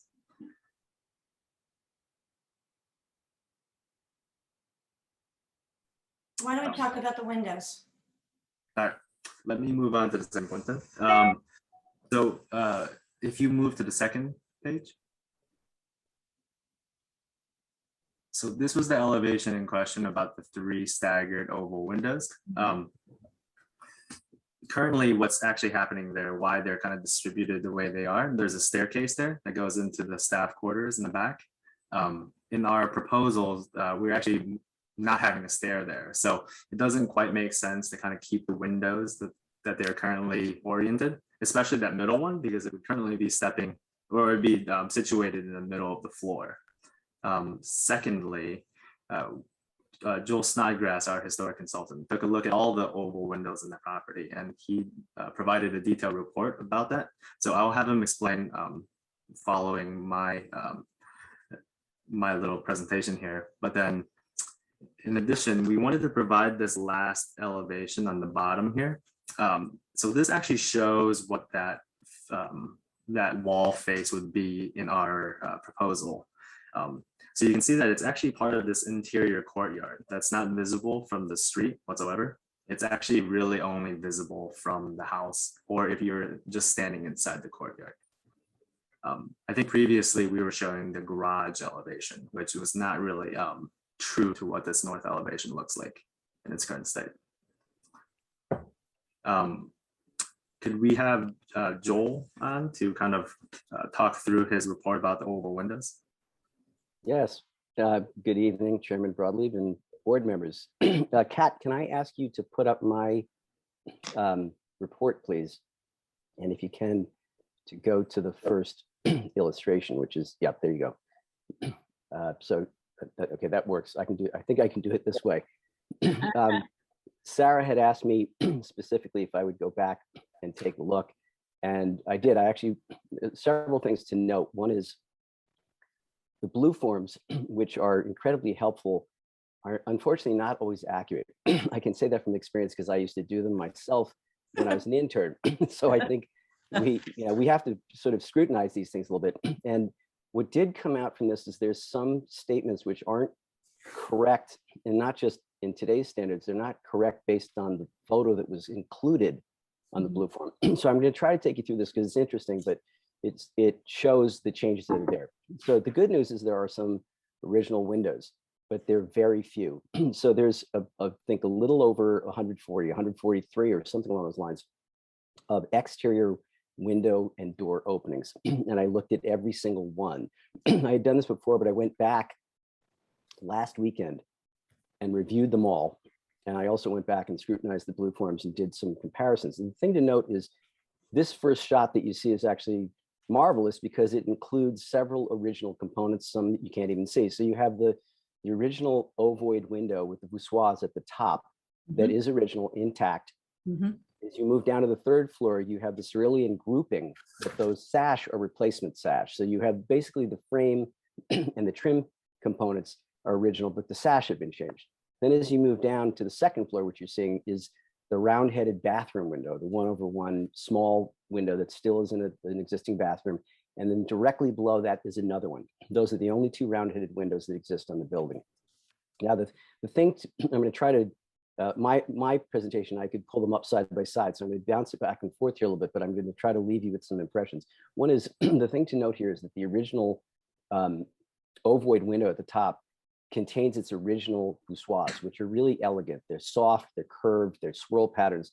They're totally different than any of the other windows that are there, which are all modern, but there's a complete departure from the trim detailing that goes on, which you also see in the half-round scalloped shell, if you will, of the cerulean grouping, the Palladian top, if you will.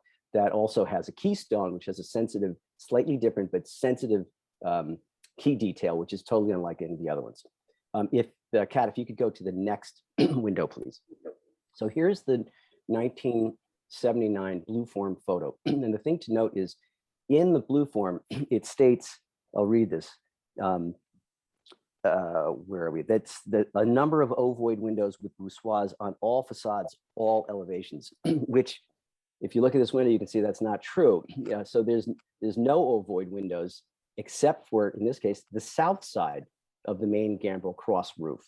Both the north and the south still exist, which is marvelous. There they are, but there's none other. So if you look in the front projecting gable above the porte cochere, there's no window there. If you look at the 45-degree extension, there's no room for it there because that's a lower height gambrel, and the existing window at the third floor actually goes all the way up to the top. And then when you go around to the facade gambrel on the other side, that you can't see it in this picture. It's around the corner to the right side. Would be the projection of the gambrel sticking out.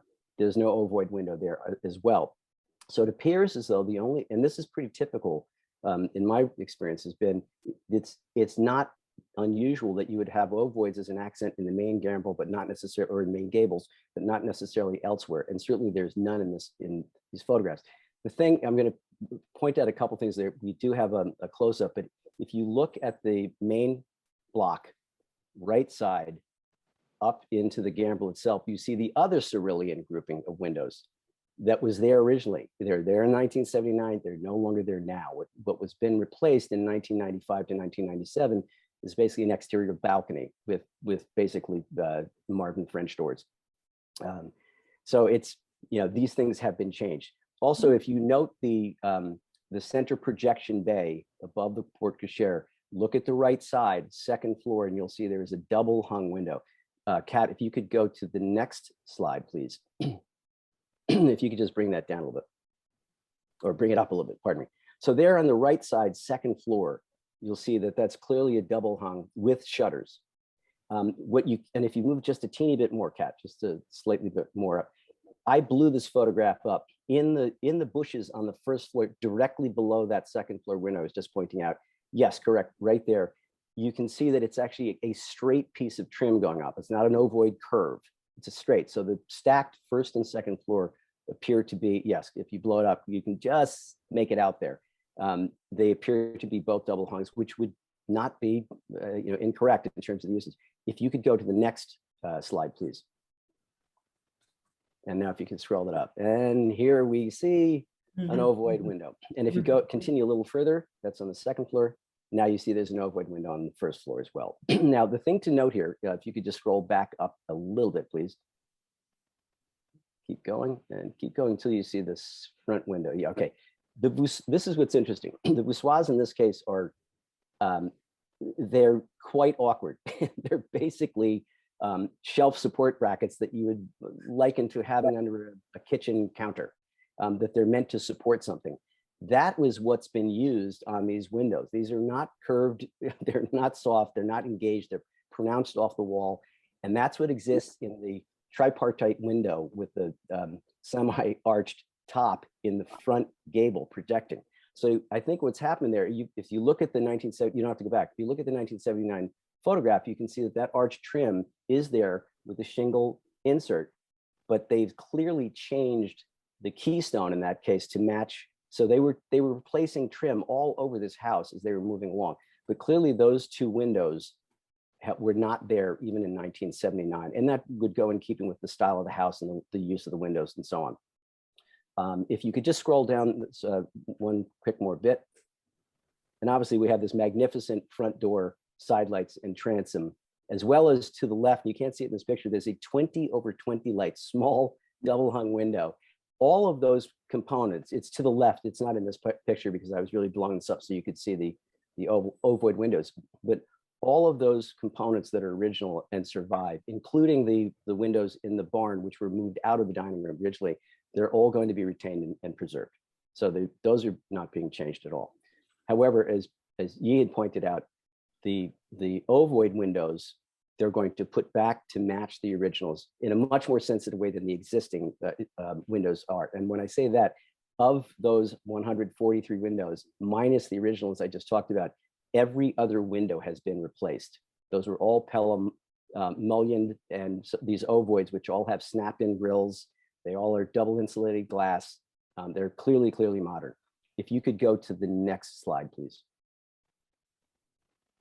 Okay, so here's our three ovoid windows at the stair. And the thing to note here, again, you have these, I wish this was a side angle because you can see these support brackets that are not used this way. They're normally all vertical. It's off of the wall, clearly by about 1.5 inches off of it. So it's an awkward usage of trim on these windows. These would have been in probably the locations that would make sense for a stair, which is now, of course, going away. But if you look at the bottom window, it's clearly an overstatement. It's way out of proportion for the size. It awkwardly engages into the column. It cuts things too wrong. And if you could go to the next slide, please. And here, if you scroll up a little bit, you'll see how close it is to the floor. There's no other window in the house that comes this far down. So it's an explosion trying to get light into the space, but clearly these are not what was there. They were replaced, and all of this was replaced in 1995 to 1997. And now the last picture, if you could bring it up, is of course my favorite. I went back last week and used a drone to get up here so I could get a really close-up picture for all of you, and it was worth the trip. If you see these voussoirs, they're very delicate, they're curved, they're engaged, meaning they're actually into the shingling itself slightly. But you can see this is a clearly different style of window than the ovoids that are down below. This is a true oval, those are fatter, they're not, and this is a single pane obviously because it's a small window, but this is the original trim. This is the survivor that's there, and thankfully they're going to keep them. But the rest of them all appear to have been double hung sash. So even where they are, the good news is that those are being put back, but certainly the ones at the stair would not have been what you see right now. Anyway, I'll stop there and there are questions. I thank you. And I really thank you for going back, Joel. In going back and standing and looking from a peripheral standpoint, you could definitely see that these were add-ons and that when you tap them, they are indeed new. And I was able to show a photograph of it to Daphne Marinovich, who lived there from 1955 until she was living here when the blue form was done. And she also said that what's there in a photograph was not what was there. So I have the living proof from the person that lived there. So thank you so much. You're very welcome. And it was very entertaining, actually, Oh, good. I'm glad. for me anyway. So, board members, so Sarah made a comment about the porte cochere and the extension. And I don't know if that, I had to step away for a second. I think, Peter, you had some concerns, or did other folks have concerns about the extension of that porte cochere? Well, I was looking at the site plan. It's the new location seemed to have more to do with the new garden plan than with the old house. And it is, I mean, a car is no more than 6 feet wide. So, I mean, it's Right. plenty wide the way it is. And One more time, the current width is what? 12 and a half feet. 12 and a half feet. so So if I I'm pull- look- If I pull in a 6-foot car with two-door car and open both doors on both sides, I'm where? Oh, that's probably 10 or 11 feet wide at most. I mean, a car door with them open, I think. So that's tight clearance. Well, but you have ample room on the porch side, which is coming down. So I'm looking at the picture that's on the screen now. This is 510. And I'm looking at what, in my eye, is beautifully proportioned porte cochere versus what looks like on the drawing, I'll say it kindly, out of proportion. It looks extended beyond, well, it just looks out of proportion. I think you have a perfectly beautiful proportion porte cochere now, and despite function, which is not necessarily our concern, and I don't think, and I'm a bit of a car buff, and I know that limos of that era were probably just as wide when you open the doors as automobiles of today. So in any event, I like the existing porte cochere. I have a screenshot I could show of it as well, Okay, of the picture I took. They're gonna take this one off though. I am. Okay. There you go. And, you know, it's not so much about light, because I try to avoid that. It's really about what's representative of the house, the architecture, the history. And now with Peter's picture here of the scaling, and that's perfect. You're messing with. I would just, if I could just pipe in, we really spoke to the client about bringing back this, about keeping the historic, putting the porte cochere back. And it was through a lot of really discussing, educating our client and everything. One of the reasons why they wanted the brick lower was safety issues, kids running around and everything. We've gotten them to do this. It's really only 3 feet. And if you look at the grand scheme of things, with everything else the client is doing to bring this house back, to really bring back the historic authenticity, which I know Joel has talked about at the last meeting, and Tom Klingerman as well, it would be very, I think the client would be very appreciative to the board if they would give that concession of 3 feet. I appreciate your candor.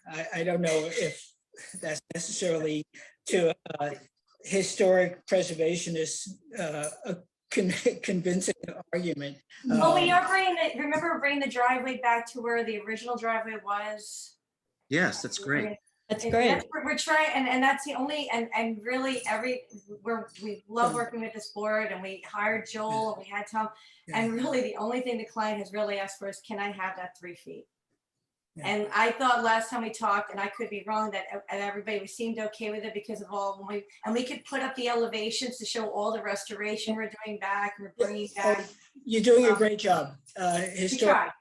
I know. We tried. But to some extent, your own presentation has underscored the excellent proportion of that port cochere, and I'm looking at that 1979 blue form slide.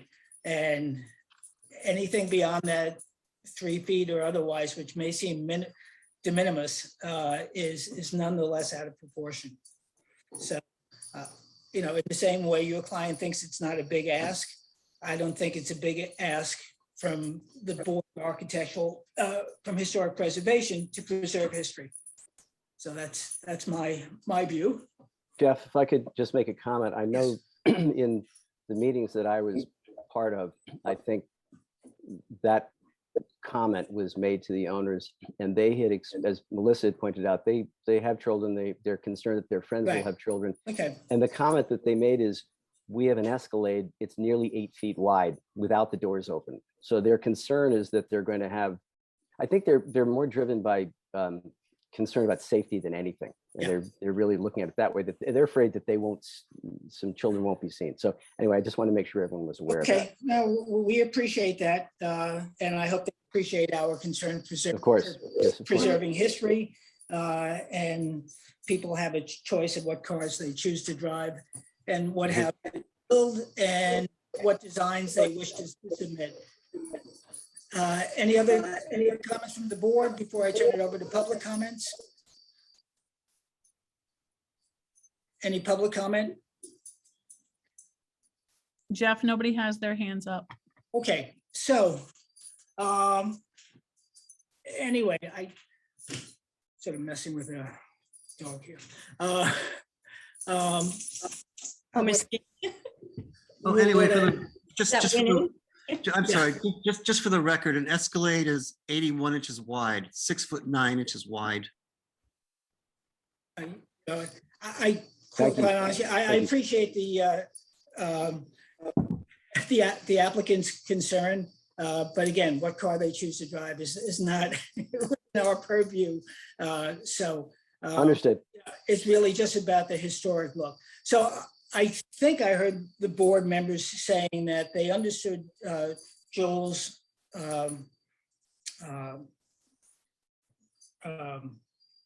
discussion about the windows and the windows as he and Melissa had put forward are generally okay. The plinth on the porte cochere, that's being retained. So am I correct, board members, that the only issue is of the porte cochere, or did I miss something? I'd like to say something about the new design for just a minute, if I can. I haven't, the use of that gambrel end on the north elevation. It's sort of a dwarf gambrel. And The west. I'm sorry? The west elevation? It's the northwest, excuse me. Yeah.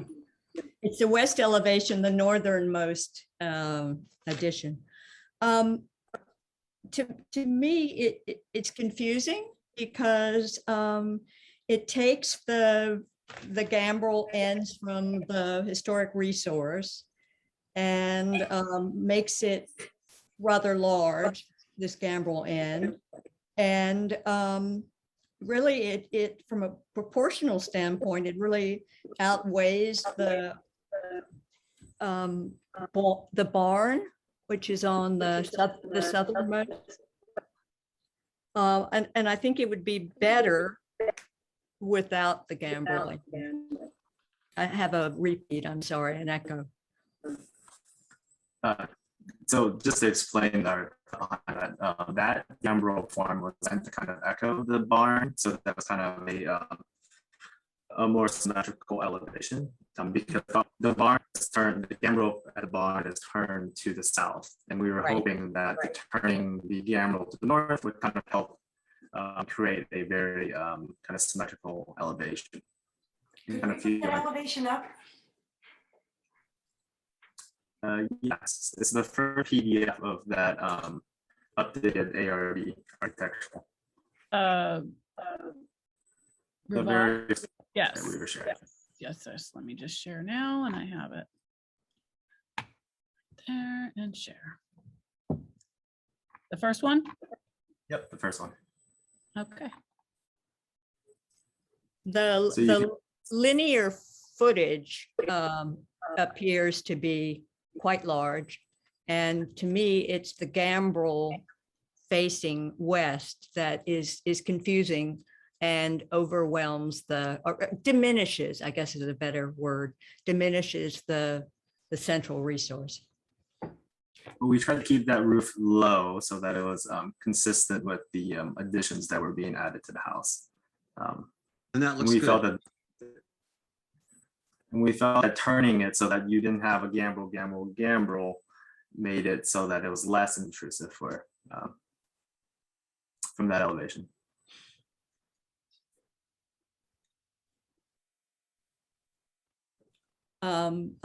I still maintain that the addition, the linear footage of the addition versus the linear footage of the barn, which is an original resource, although moved, is confusing. And by making this squat or dwarf gambrel, it only confuses what's real and what's memorex further. Well, if you remember too, we're also removing the garage, the detached garage is over there. So this is Right. going to be an attached garage. So we're trying to bring it all together with the historic resource in the center, front and center.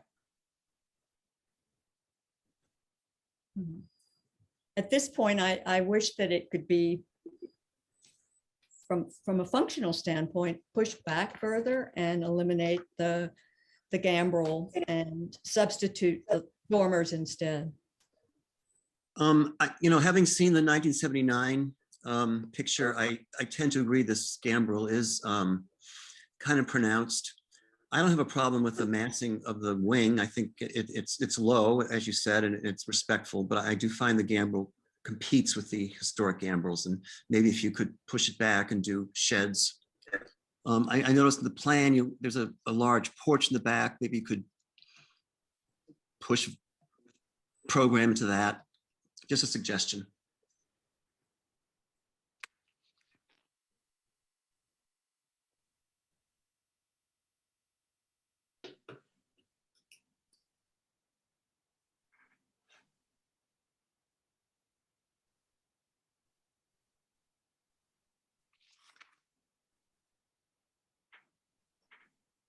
Is the chimney functional also on that addition?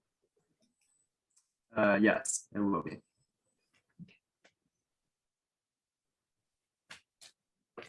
Same cap detail as is existing with the other brick chimneys.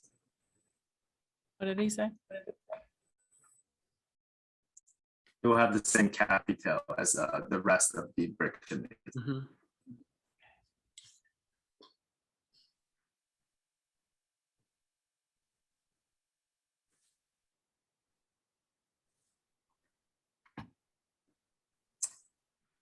Other board members, or do you have thoughts?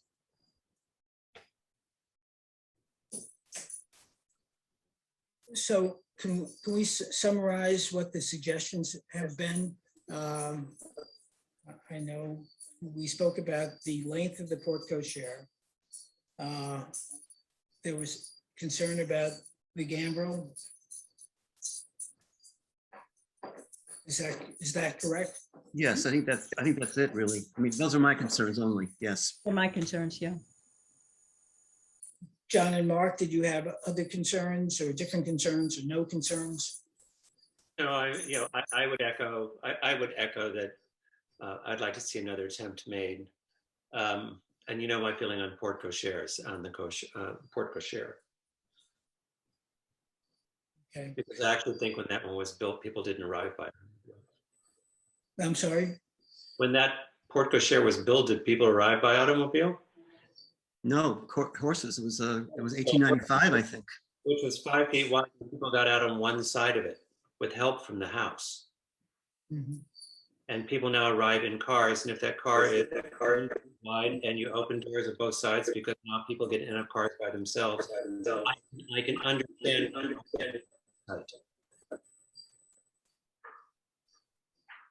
So that's my comment.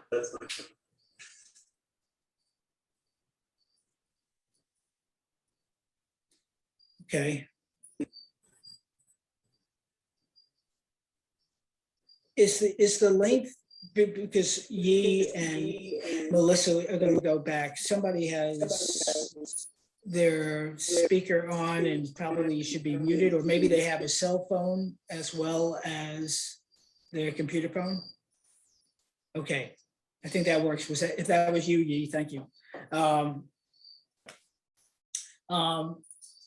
Is it only Sarah and I that had the concern about the the length of the porte cochere? Because we don't want to send Yi and Melissa back if in fact it's not an issue of concern for the other board members. No, I express concern. Okay, all right. Not a concern. I'm sorry? Not a concern from my standpoint. It's not a concern for John. Mark, is that a concern of yours? No, it's not a concern for mine. Okay. I like the wall to stay at the original height, but I think a little added width is more elegant for entry into that house in today's standards, is my opinion. Okay, okay, I hear you on that. So let's see. So the window, we're okay on the windows, right? Yes. Yes. Okay. There's some debate on the porte cochere. The gambrel roof, can Yi and Melissa, do you have enough direction from what Peter was saying to consider that with your client? I guess which gambrel roof in particular? Are you The thinking, one facing west. So the one facing the new north wing. Okay.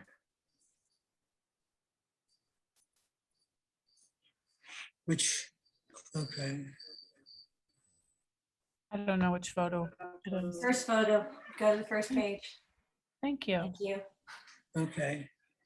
Yeah. And for my benefit, can you direct Kat to point to what you're talking about, Peter? Yeah, it's that gambrel roof just to the north of the old house. Just move your cursor towards the main house.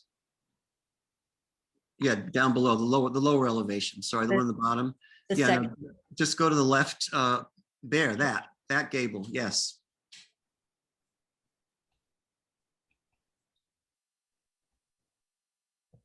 Okay, understood. That's it. Too big. Fat. Yeah, fat. I see what you're saying now. Yep. Okay, I hear what you're saying. Ian, Melissa?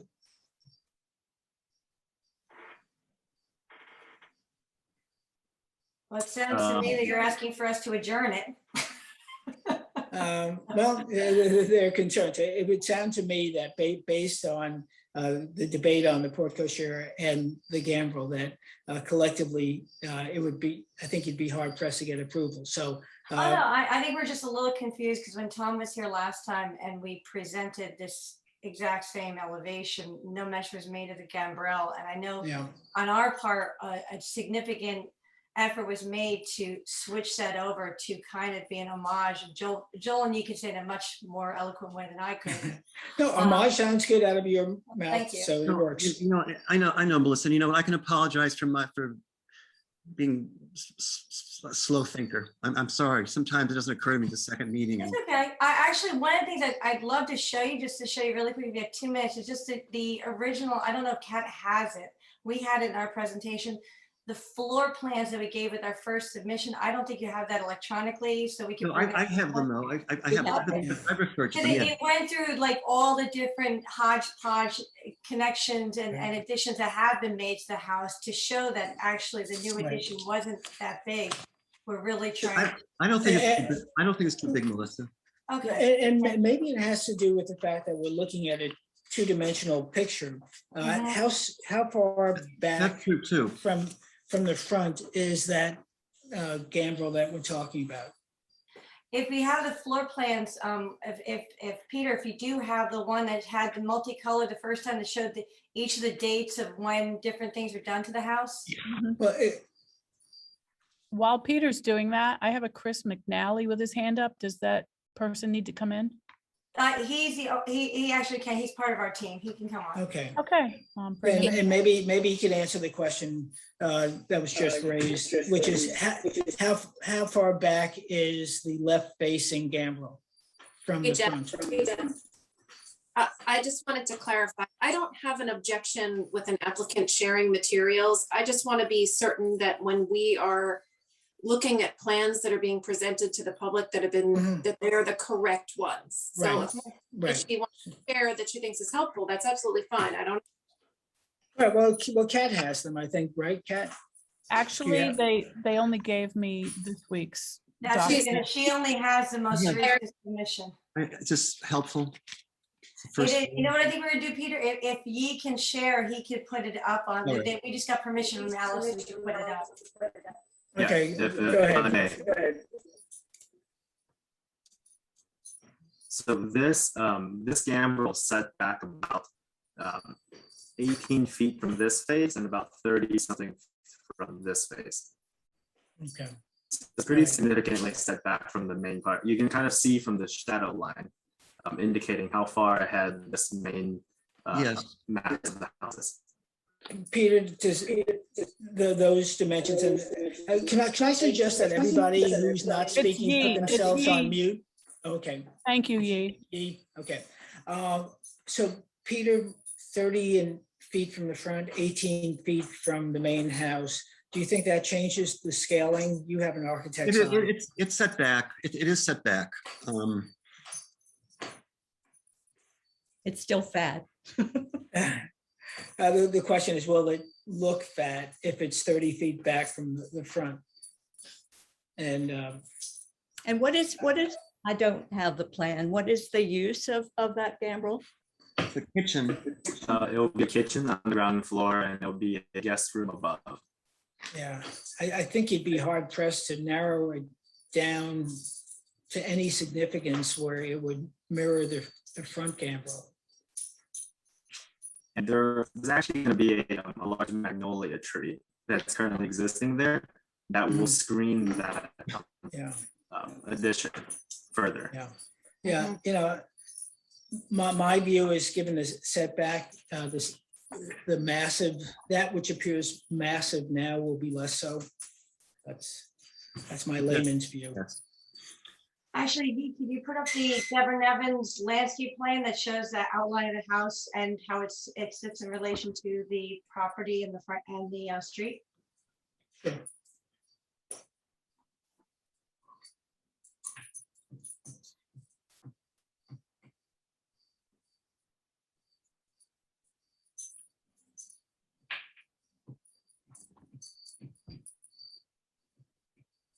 Okay.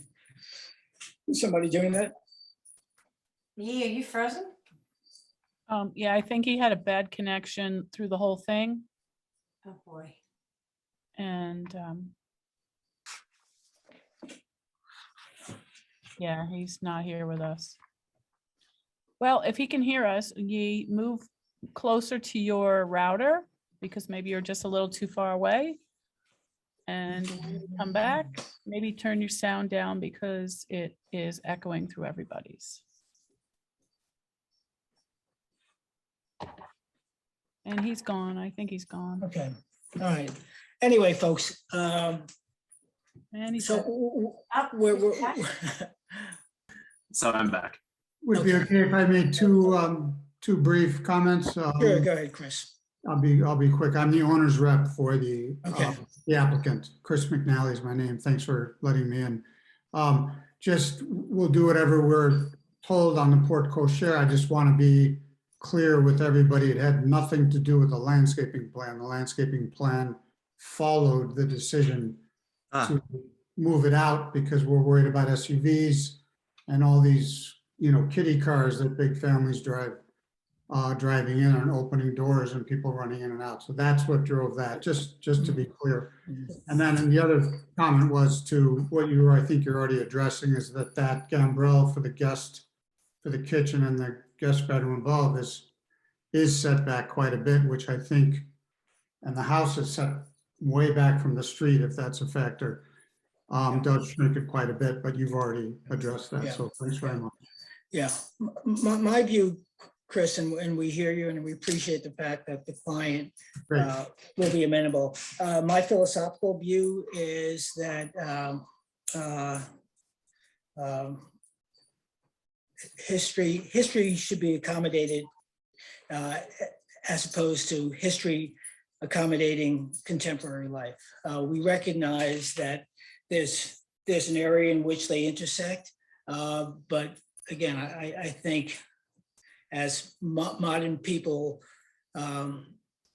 appreciating history, we have to make the accommodations for history. So I'm still back where I was. I love the proportions, and I'm not going to use the word love. The proportions for the porte cochere are in keeping with the scaling of the house. Increasing them, in my view, changes that. If the client is willing to keep the porte cochere as it is, I think that would be great. I think I hear the board saying that given the setbacks of the addition, that which is otherwise looking a bit massive on the gambrel to the left facing side is less of a concern, and the windows Joel has addressed. Board members, if I'm saying anything that's not consistent with what you said or feel, let me know. But you know, if that's all the case, I think the only issue is the porte cochere. I would accept the gambrel. To me, that if the only issue is the porte cochere. Okay, so there you have it, Chris. Thank you very much. If you're representing the client, I appreciate your you can either hearing us out. come back with those changes. Because I don't, in the world of COVID, we don't have the ability to change things In person. at the meeting. Yeah, in person. Jeff, can we get approval? We can get those plans to you by the end of this week. Because I know we have to wait, we also have to wait for a written decision. And so we'd be waiting till the 12th, and then we wouldn't actually have a written decision till the end of the month. Yeah, Alice, what's your view? Sorry, I was muted. In this scenario, I would say if they are verbally agreeing to leave the porte cochere in its current place, Yes. if that's the only change, I can draft a decision. Yeah, we respect your direction, and we will keep it as is. Okay. All right. Thank you very much. Board members, we haven't missed anything, right? No. Okay. No public comment? No hands raised, Kat? No hands raised, Jeff. Okay, so I move that we submit to written decision the application of, I already forgot, help me out here, folks. The 92, 92 CNL LLC, 92 Cooper's Neck. Okay, and we were okay with the demo of the garage? Oh, yeah. Yes. Okay, okay, good. Okay, and the additions. All right, so thank you. Alice, you Wait. have enough information? Can you finish making that motion? I will. I just want to make sure you have enough information from the applicant. Okay, good. So I move that we submit this to written decision. Do I have a second on that? But the motion, you got to say in the motion that it's on the condition that the porte cochere remain in accordance with the plans. Thank you, Cyrano. So I move that we move to written decision the application of 92 CNL with the stipulation that the porte cochere remain as is. Do I have a second on that? Okay. Okay, there Mark's a second, and all in favor. Aye. Everybody's voice orally, everybody. Okay, that was unanimous. Thank you very much. Again, I know this takes time for seemingly small details, but thank you very much. And Thank you very much. Okay, great. Bye, guys. Bye. Thank you. Okay, Derek, make sure you have that stipulation in your minutes, okay? Okay, the next application, Post Crossing LLC, is adjourned pending ZBA approval. We then have driveway gates in the historic district of DCK Wyndham LLC. The applicant requested an adjournment to October 25th. I move that we accept the applicant's request to adjourn to the 25th. Anybody want a second on that? Okay, there's Mark McIntyre, quick hands, practicing Jeopardy, and all in favor? Okay, great. Okay, public hearings, we have the continuation of the Polish Political Club, no need to repeat that, part of the Hamptons. Jeff, isn't this where we're gonna pull the sign in? What's that? When is Oh, the, yes, we were gonna- application. the application for the sign Oh, yeah, application? yes, okay. Okay, so yeah, let's do that now, because otherwise poor Ron will be here forever. So Yeah. let's do that, okay? Let's open the application for, what's the address? Folks? Let's see. Ron? And, yeah, hold on, yep. You want me to bring him in? Yeah, please. Yes, bring him in, and then I will pull up on the screen. All right.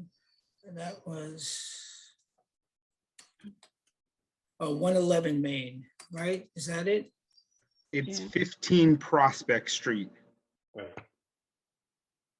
15 Prosper, what's No, 111 I don't have Main? that either. Oh, no, Nope. 15.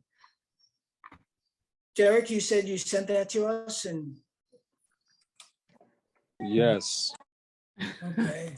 Okay, and 15 Prospect, let me look see if I have it in my inbox. It's the former Seasons on John Duck. Okay. If anything, John and Sarah should have it. Yeah, but- Okay, I see an email saying to, Derek, I didn't get it. I apologize, but I don't have it. I'll send you the email, Kat. It looks to me like, oh, okay, I see, yeah. Yeah. Okay. All right. All I see is, Alice, are you sending it to SHV? no. The case Styler? I sent it to your Southampton Village address. Yeah, I can't get in that unless I'm on one computer in this building. Okay, tell me where to send it. Any of the other emails, do you have any other for me?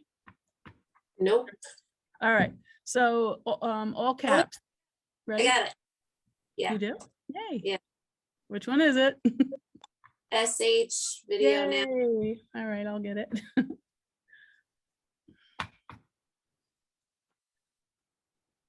Oh, good enough. I'm opening it now, Alice. I got it. Great. What in the world? Okay, I have a big green. That's it. That's what I have. Okay, all right. So let me just share my screen and we'll all see what I have here. Okay. All right. This is what I got.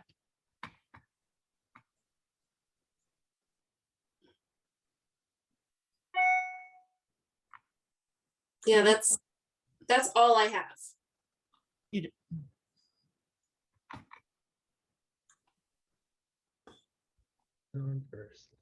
All you have is a Pantone color sample. Yeah, that's what's in the email. yep, same here. This is an application that went before the sign committee, so either John or Sarah should have the original application. If either Yes, of y'all can Derek, forward it, Derek, if I either have of you it. can forward it to Kat, that would be greatly appreciated at the moment. Because I'm away from the office right now, so I can't do that. Thanks, Derek.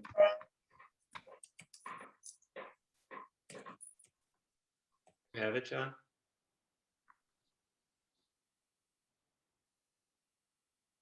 I have to find it.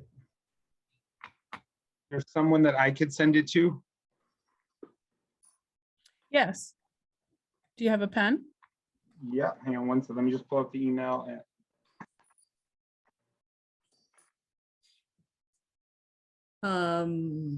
It was, Okay, I'm ready for that email address. Okay, so it's SHV. And then video, all caps, okay? Yeah, Video, Video now one now at Yahoo. one, that's the one. Okay. Yeah. All right, let me stop sharing this and I'll go and get that, the other one.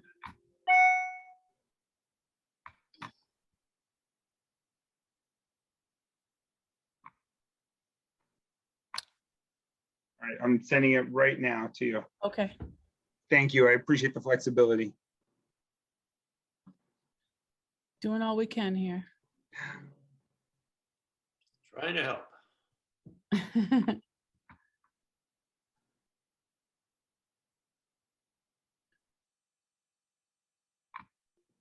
It has not come through yet, sir. All right, it'll be there in like a second. Okay.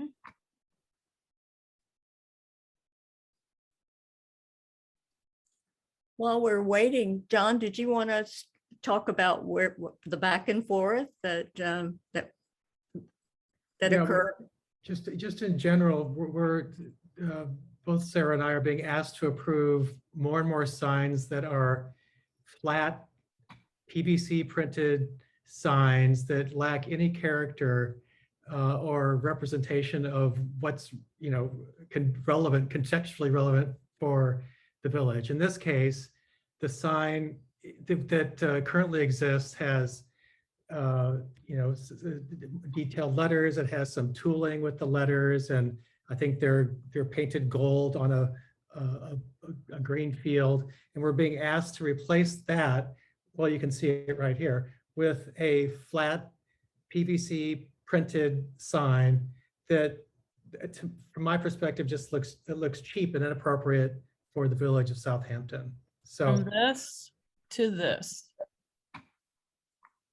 So problem. yeah, it's just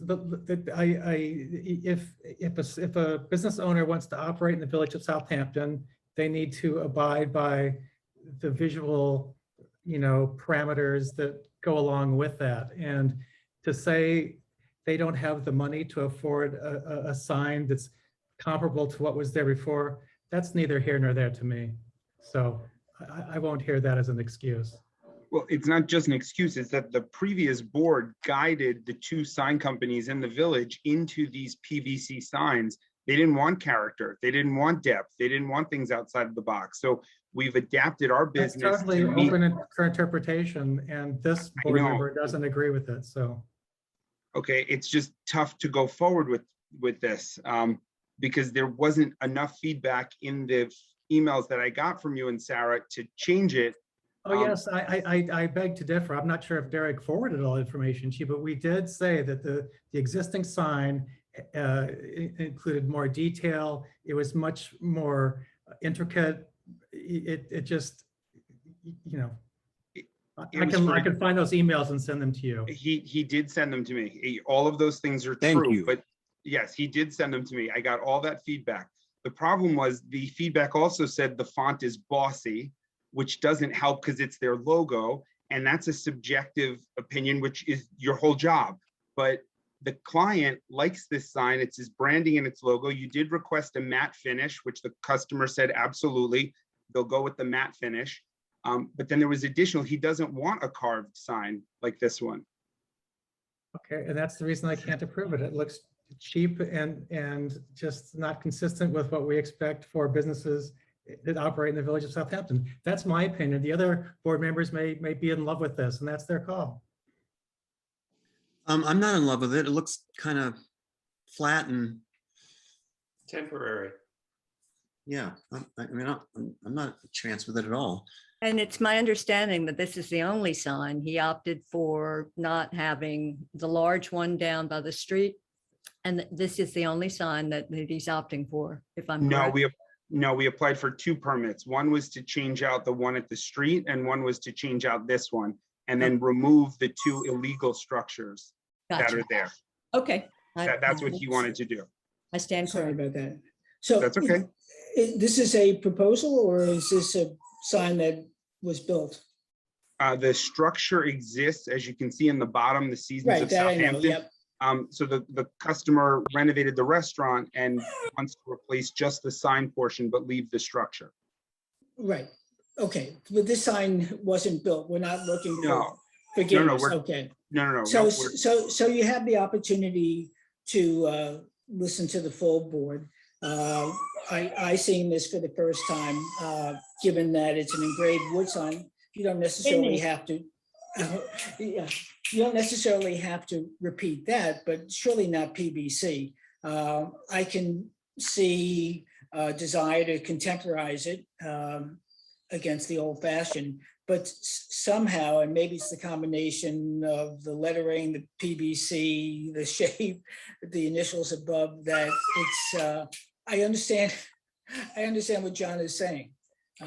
So I'm not a designer to tell you how to make it richer, but I think that's what the couple of board members are saying, right? Make it richer looking. In addition to that, but I think there's also a hesitation to approve anything that's PVC. We've had that issue before, so. Yeah, there is. You're absolutely Right, so right.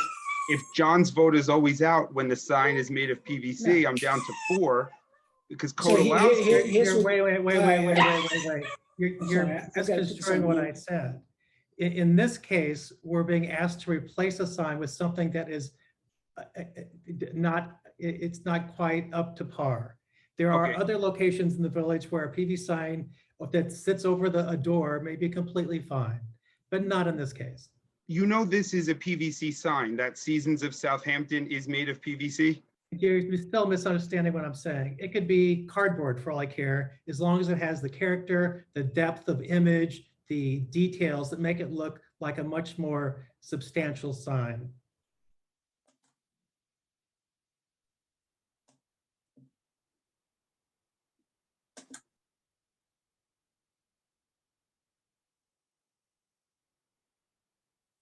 I don't know what more can be done with his logo.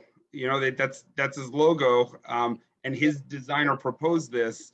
I'll kick it. I mean, I don't know what to tell them. It's Okay, so Ron, this is just a flat printed piece of PVC with the logo and their typeface on flat PVC. correct.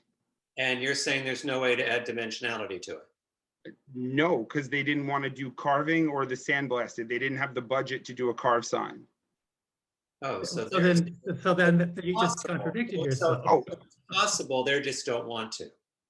No, it's absolutely possible. It's not the look they're going for, and it doesn't fit in the budget because they're going for a more modern restaurant, not the traditional look. Then they can do a design with raised letters or some other type of treatment that gives it a different sense of place. But this sign looks like like as Mark said, an impermanent sign, a temporary sign that's just plastered in place. I mean, look behind you, the signs that are right behind you in your office. I mean, there are other options.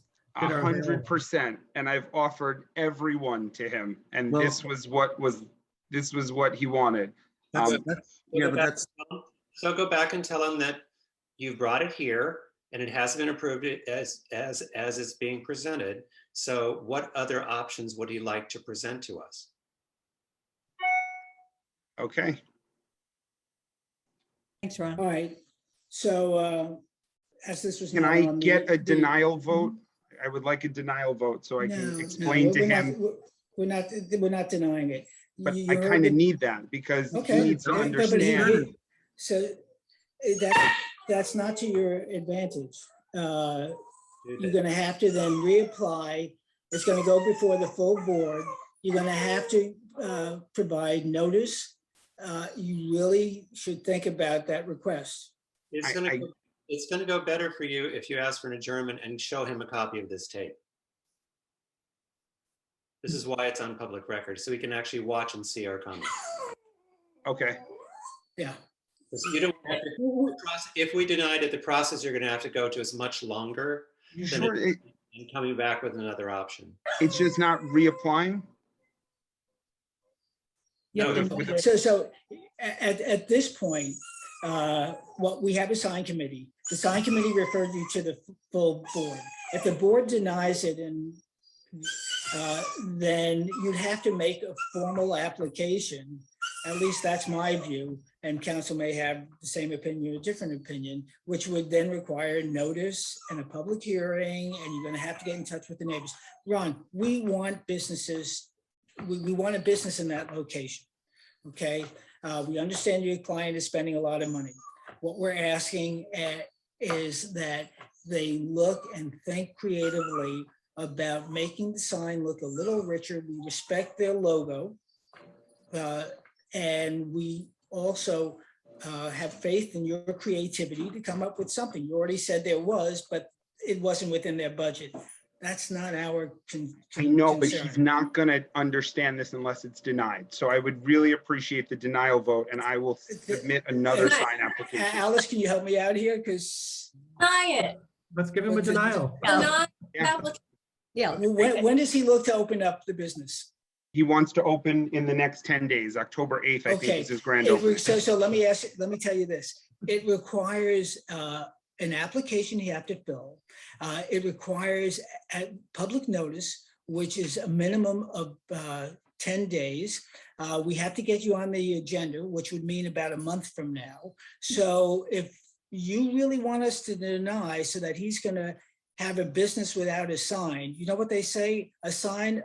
A business without a sign, a business with no sign is a sign of no business. So it's really not to your benefit, but if you want it, we'll do it. And Thank just you. For the record, we gave the same feedback. I believe, Sarah, tell me if I'm wrong. We gave this feedback weeks ago. So when the original request was made, so, you know, nothing got that to we me. discussed here has changed from that original discussion. The feedback got to me on Thursday. And I presented that to the owner. He wants, and he was the reason we asked Derek to get on the agenda. So I'd like the denial, please. Okay. Thank you. Thank you. The board move. I move that the board, should I state it in the negative, Alice? Or Yeah, board denies the sign application. I move that the board, at the applicant's request, deny the application for a sign for 15 Prospect. As presented. As presented. Do I have a second on that? Second. Okay, all in favor? Aye. Aye. Okay, aye. This is probably the strangest vote I've taken in the 6 years, but Ron, so be it.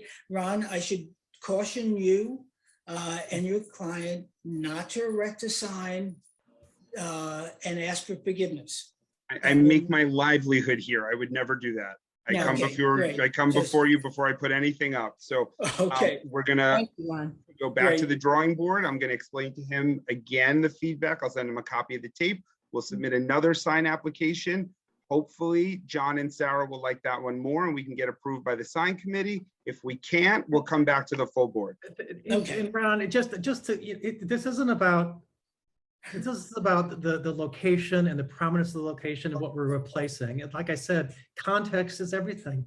If this was a sign in a different part of the village that was smaller and, you know, over a doorway or something, that's a whole different story, but it's just different in this case. So it's not my intent to be difficult. I'm just trying to explain my Okay. point of view. All right. I appreciate it, and you gave me more tonight than I had over email, so I will take it back to the applicant and explain to Okay. him your feedback, and we'll try again.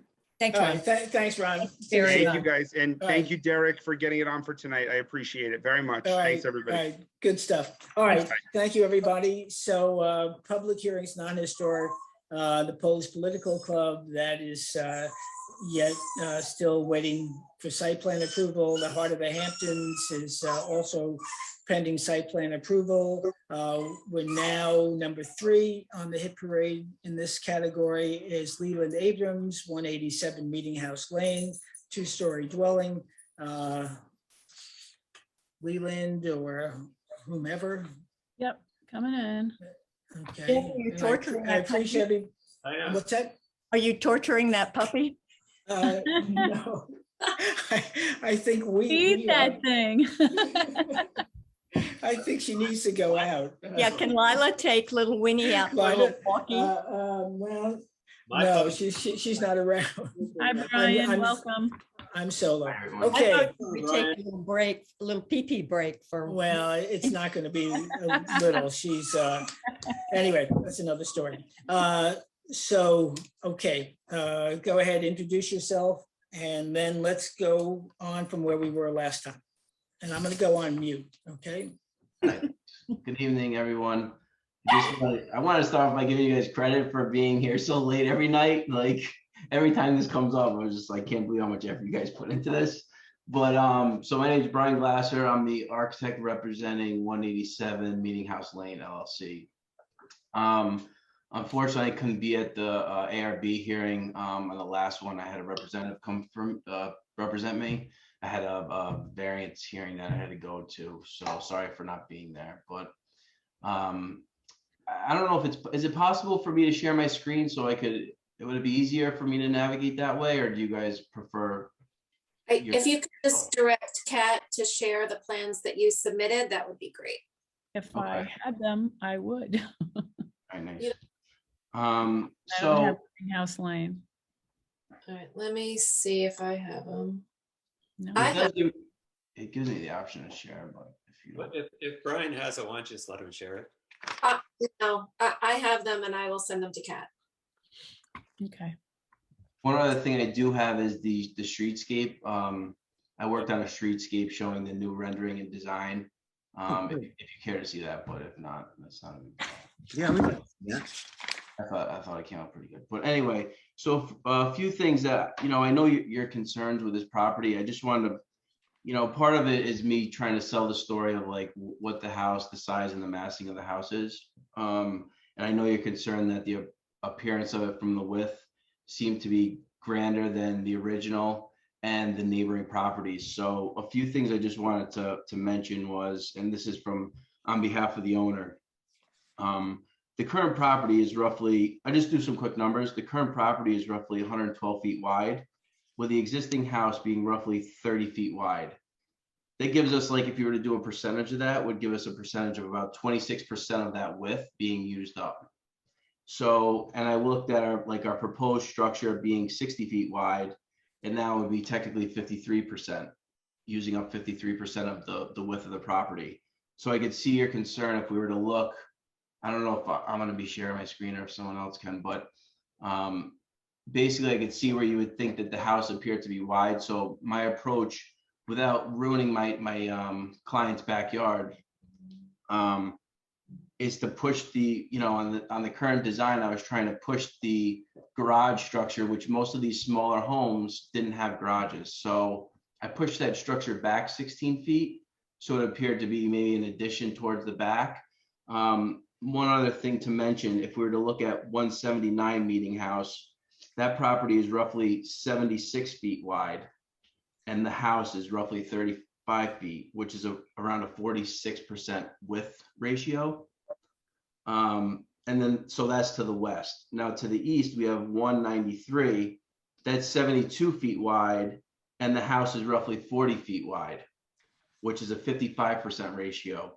So when I was coming up with this design, I'm trying to justify the proportions of, if you were to look, if I could pull up my streetscape, maybe it would help, but if you guys don't want me to show, that's fine too. I But- have it No, loaded. we should, the public wants to see.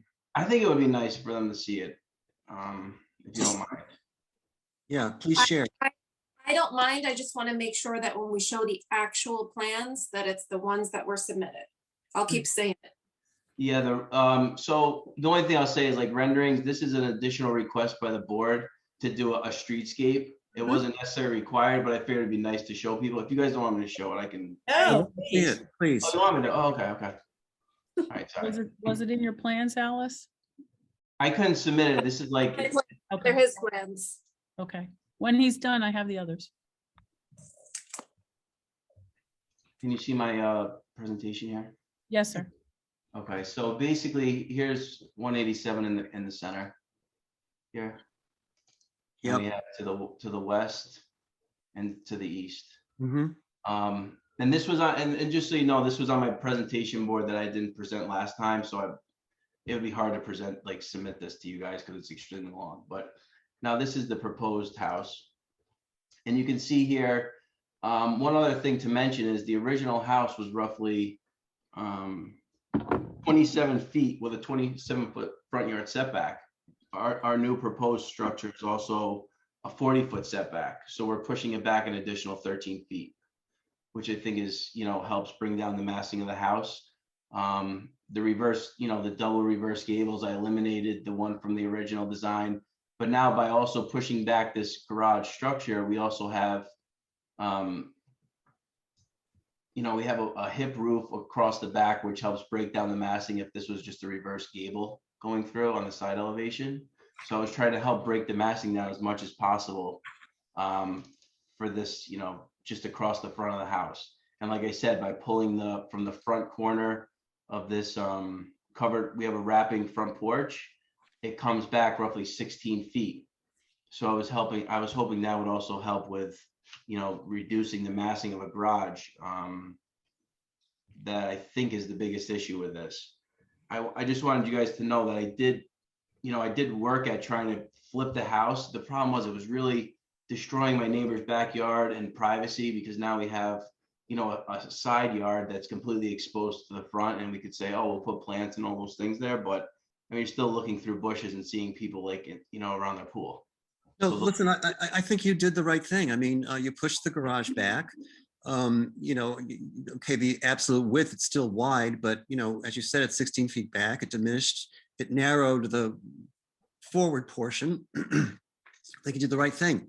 I would say on the garage, I would only ask that you perhaps do a shed dormer so that it would be more recessive than the gable, which I think will improve it more. Yes. And then I wondered if if you needed that porch to the west, the garage door that goes to a porch, and I wondered if you could just push that roof plane east, and perhaps I looked at the plan, and it would not affect your interior, your program at all. It would cut off some of the a corner, I think, of the double height space within. But I think it's a big step, and of course, I would have preferred that you keep the house, but you're not required to. And you definitely made steps in the right direction, and it's attractive. Thank you. Peter, when it comes to, what were you just saying about the front porch? I just want to mark this down exactly. Oh yeah, if you could, it sort of irked me that the columns are centered in the door, which is correct. Then the bay to the left is bigger, and I wondered if you could just slide that roof over, get rid of that west porch. That porch wraps around to the west. Oh, you actually want to get rid of it? If you push that roof eastward, and then instead of having 4 windows over the front door, you have 3. Just as a way to reduce the mass a little bit more and straighten out those columns. And it wouldn't affect your first floor plan. It would, I think, might affect the ceiling of your double height space. Maybe we could see the elevations and that would help. Yes. Yes. Kat, can you do that? Yes, I guess ma'am. you have, this is just my, I could I guess unshare. You could, Okay. you want to take over? This must be it. Okay, so back over here, share screen. I have it set up too, unless you want. Yeah. Okay. Okay. All right, so go down several pages. I guess we'll go to maybe the 2D elevation would probably be the best, just so we could see it. Sure. Get on. 13, yeah, maybe 13. For 12, I'm sorry. Sorry about 12. Whatever you need. Yep, 12, perfect. So if you just want to zoom into the upper front elevation. Yeah. Hold on. Yep. There you go. Now you come down, that's a roof. Down one image, Kat. Oh, go down. I'm sorry. I'm Down. going There it is. There it is. So sorry. Right. So I think, if you did a shed dormer, say that gable, I think it would, more align with the windows, horizontal windows, in the main bulk of the house. I think it would just be much more harmonious and recessive.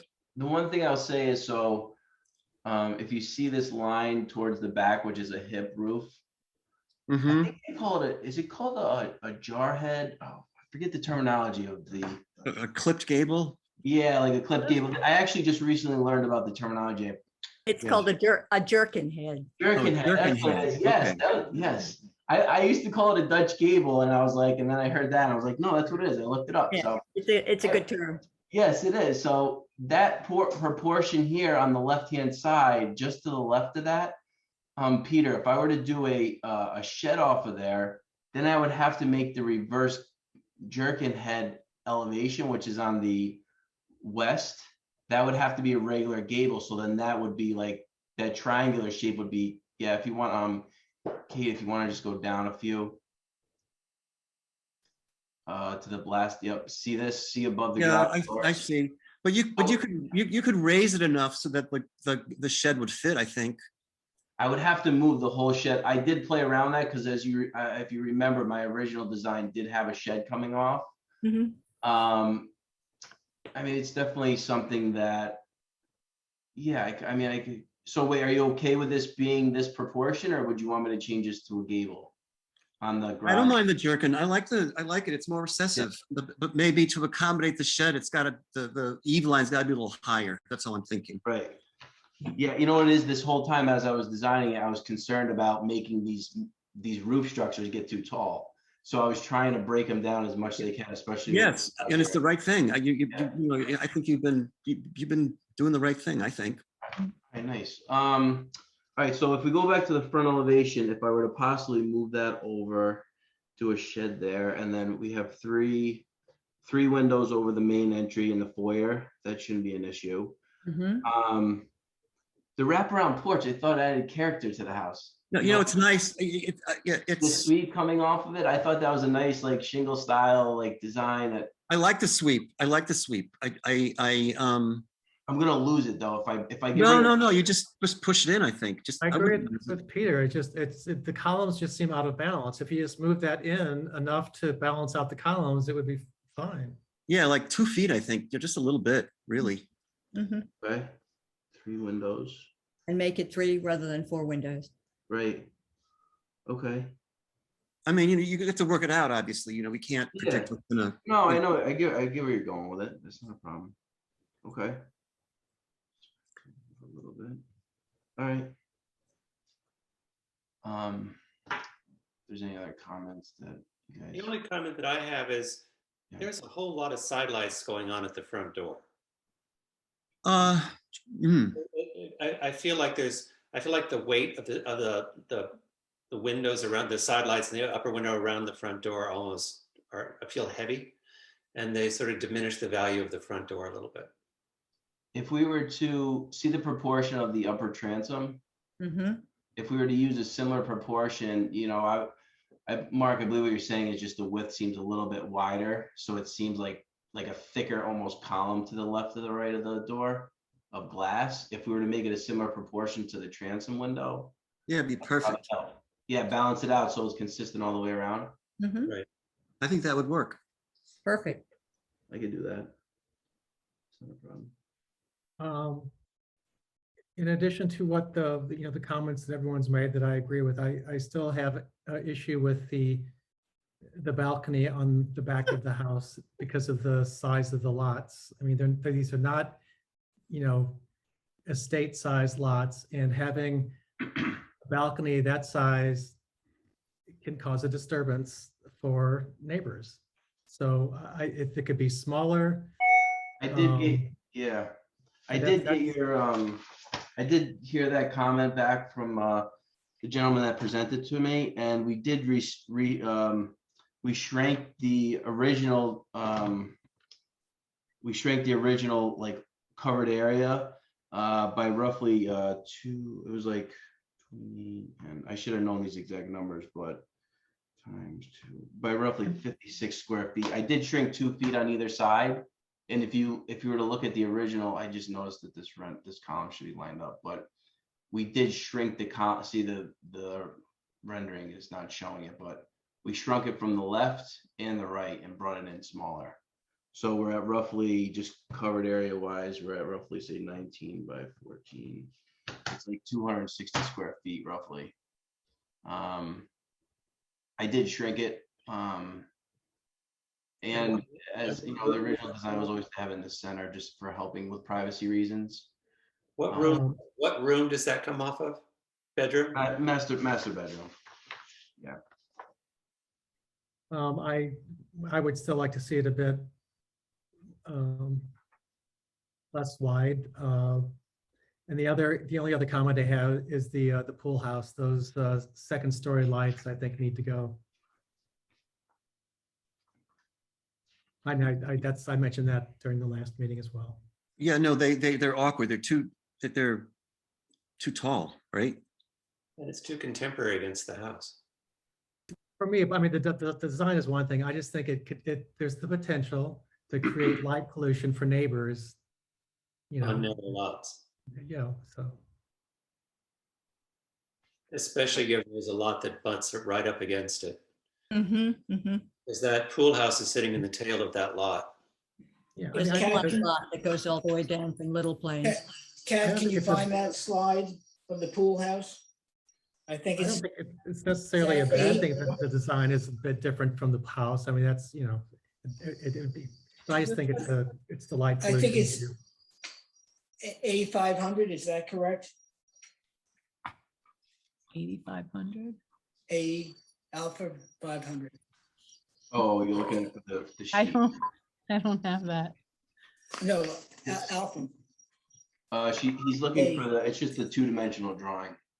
I mean, see, but looking at this, if you could keep this on for a moment. Oh, yeah. No. Of course not.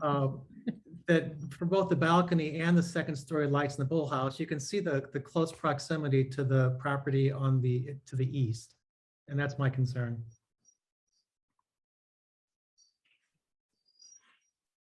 I'm assuming this is east. Yes, yeah. You know what I was gonna say, unfortunately, when the landscape plan, we couldn't update that, but see, this is much wider than what I originally proposed. I already shrank it. See how wide this covered patio is? How much it takes up the backyard, and if you look at the proposed, you can see how much I actually shrunk the covered patio area on the back of the. This? No, the covered, see where it says residence? Yeah. See how much bigger that proportion is? That's the original. Mm-hmm. And you can see how much more I shrank it if you go to the, let's just say my floor plan, which is probably like A100. Floor plan. If you need me to be a little more specific, I would like to see it the width or a little bit more perhaps of the windows on that second story. Awfully tight to put a table and. Oh, I don't think so. It's probably a good, 12 feet at least? 12 feet. I mean, I know, I'm just You're saying. saying you're more concerned about the depth of it? No, I mean, having room up there for, a few chairs and maybe a table to have your coffee in the morning is one thing, but to have it to be the size where you could put like tables and lounges and multiple chairs, it just to me that causes the problem. So I'll leave it at that. All right. Yeah. See how much you could see here the comparison actually that I did. I mean, I did make an attempt at it to reduce the size. See, it's almost like half of the width. Yeah. Visually here, it's not much smaller than the garage. Yeah, right. It's about the garage is about 21. This is like 18.9, right? That's a big Right. dog. To me, that's a sizable space, but that's. So is it more about the balcony upstairs if I were to put a roof around there to reduce because I'm just trying to maximize the covered area for my client, but if you want to reduce the massing or the decking on the second Yeah, floor. no, the roofing area is fine. To me, it's just the decking upstairs. You want it to be smaller. Exactly. It's the usable space upstairs. Sorry. I was getting concerned that I wasn't able to put half the dining table is no. like sitting on the ring, I should have been more specific. I apologize. Off the master bedroom. I got you. Okay. Yeah. And I will echo Peter's comment. I mean, it's a pretty house. You've come a long way. There's a few tweaks going on here, but as a basic comment, it's looking like a nice house. Thank you. Okay. And we appreciate the effort.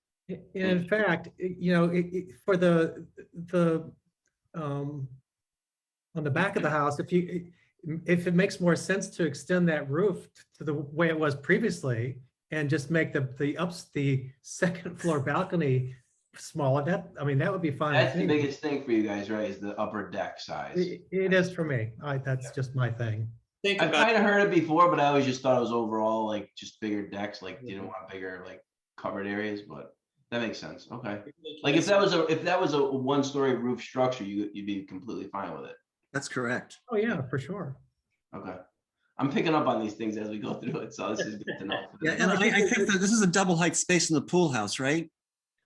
No, it's about 1.5 stories. So this, just so you know, this pool house, it's the original structure that was there. No, I know, but it's one space. It's about a with story and windows. it's about less than a story and a half. Right. I just think the windows are too tall. That's all. If you could get another few courses of shingle, at least, you know what I mean? On that, because they're awfully big. Yeah. Okay. And that's what I think you did a good job. So thank you again. Yeah. So do you think if we, my client's getting a little, I know this is important, like if I make these changes, we should be until you see it, you can't approve it. Yeah, I think we're in a good spot. I think you're Go the right direction. Let's put it that way. Yes, yes. I don't see any reason why we couldn't approve this in 2 weeks if all these little things were addressed, right? Not a problem. Yeah, I this is agree. an issue. Okay, so any public comment out there, Kat? Oh, hang on a second, I have to stop share to see it. Nope, nobody's hand up. Okay. So it sounds like, Brian, you would like to adjourn so you can make the changes that my fellow board members have put forward, correct? Yeah, I definitely don't want a denial, that's for sure. We don't have to go there. So I move that we accept the applicant's request to adjourn to our next meeting. Brian, as you know, any submissions have to be in the noon, the Thursday before the meeting. So may I have a second on that from someone? Second. Okay, Peter seconds, all in favor, orally, aye. Okay, so unanimous. See you in a couple of weeks. All right, thank you Thanks, guys. Brian. Good progress. Yep. Okay. Next application, 31 Roscoe Developer LLC, at 31 Roscoe Drive. And with the applicant, who I assume is Frank, if you're there. Is it Frank DeVito? It sure is. All right, I'll bring him in. So I also have 3 other people in. 3 other people. So Brian Glasser, we just got rid of. Fred Weinfurt and Haley Yes. Willis. Okay, my guess is, Haley is from Hampton Monkey Business. Okay, yep, that'll be the next one. Fred is a member of the public. Okay, good. Who will There you be, go. I think, speaking regarding 31 Roscoe. So, Frank, What? Kat let you in. I did let him in. You have this digital submission, right? So you can, I do. okay. When we get to that, I just want to make sure. Otherwise, I was teed up to send it to you. Come on, Frank, where are you? All right, Frank. All right, now I've done this process 3 times. Frank, don't touch any buttons. Here he comes. There we go. Okay. All right, I'm asking you to unmute Frank and to start your video. You got 2 requests on your screen. Okay. There you are. All right, so Frank, it's a formality, but tell us who you are. Frank DeVito, representing 31 Roscoe Development. Okay, you're somewhat muted. I don't know if that's, I hit on mute. okay, well, now we hear you. So Frank, at the last meeting, I tried this at the office, Jeff, and I couldn't get through on it, so I'm on a mobile phone right now. okay. Anyway, you resubmitted plans, so you can take us through those plans, if you will, and tell us what you're proposing. We want to share them. What's that? Yes. Cat, Cat should have them. I do. I'll put them right up. Share screen, choose screen, and share. Okay. All right. Okay, and Frank, just to point out something that is a minor detail, but it's not, it's a little less than 100% professional, but this says 31 Roscoe Street, Sag Harbor, New York. I don't think that's what Yeah, we're that's, talking about. no, Jeff, we, Okay, I we understand. were gonna ask for an adjournment tonight because the Oh. plans do need some work. And we would like to finish the presentation, plans and meeting. You just broke up at that point. So you'd like to present the plans, but did I hear you say you then want to adjourn, Hello? make edits? He's having trouble, Jeff. Yeah, unfortunately. This is the unfortunate part of I'll say. something online. Jeff, did you hear that I requested? We What's that? heard part of what you requested. Hey, Frank, can you get near a window that might have better reception for your phone? I Make sure it's on am the, in the house with Wi-Fi.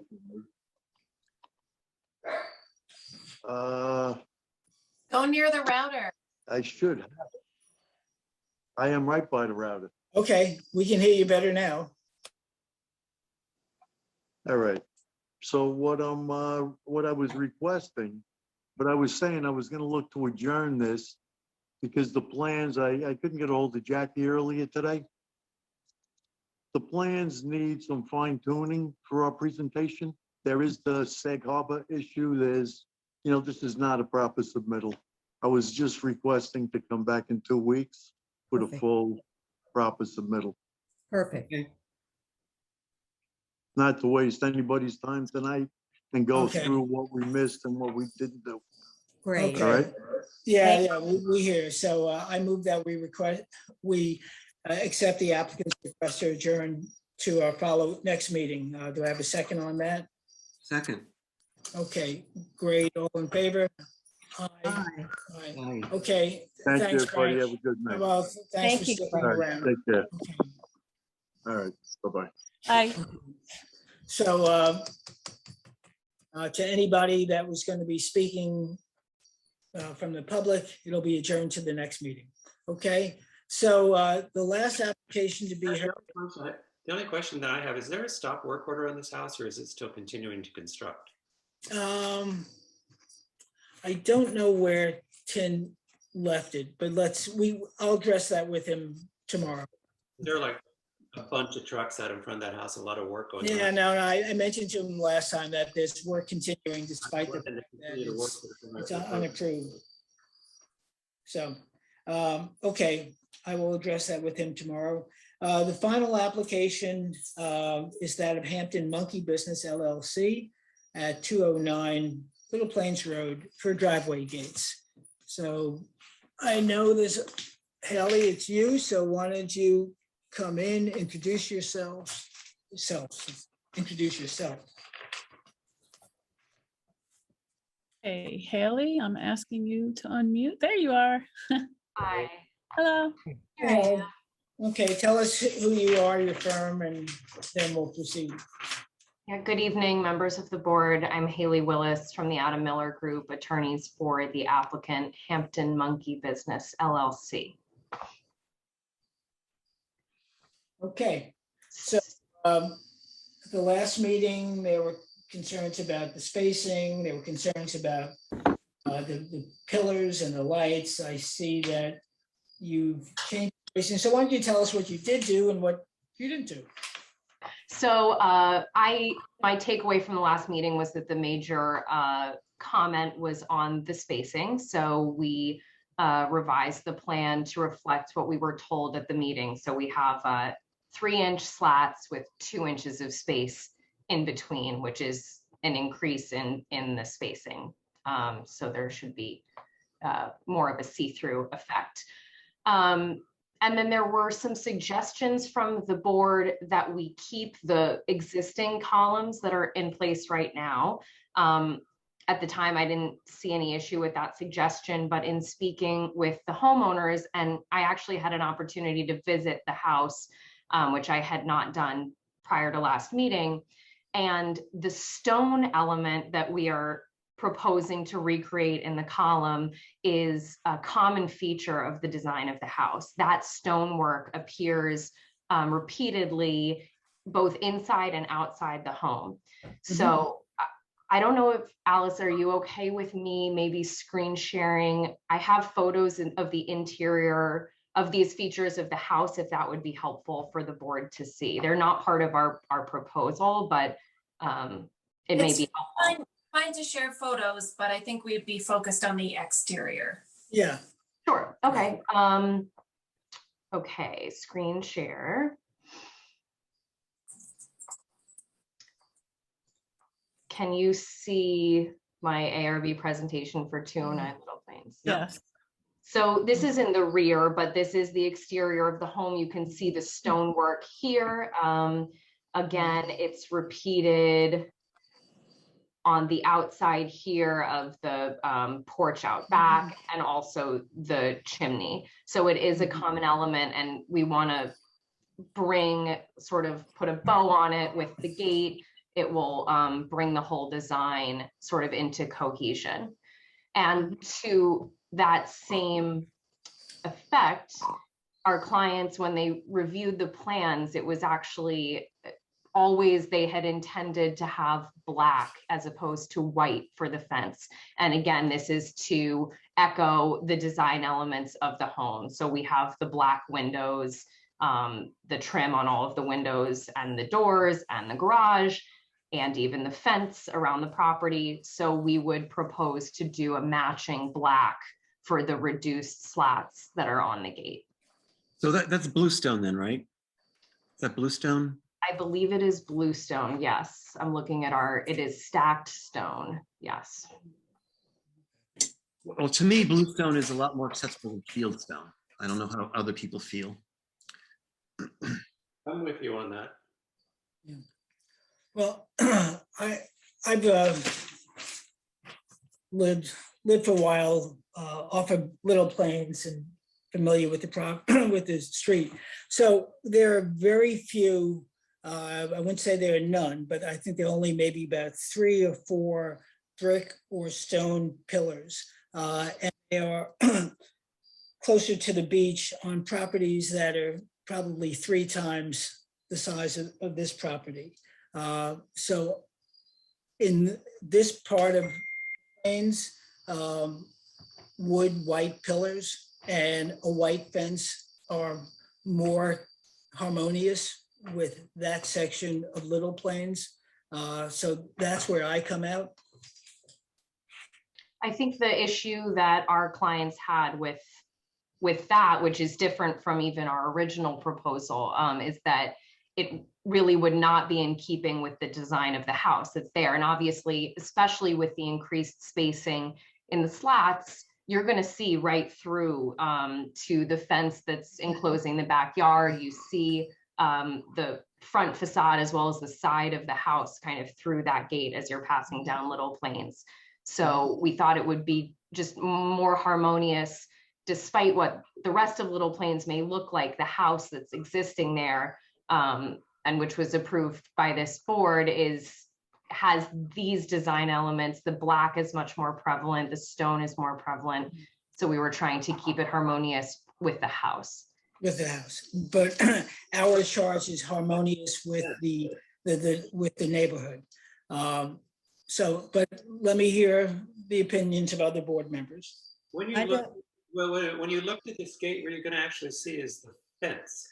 And I looked at that house, and if I remember correctly, there's a vertical board fence that's natural that goes all the way across the back of that house. And actually a very nice looking vertical board, natural color wood fence, right?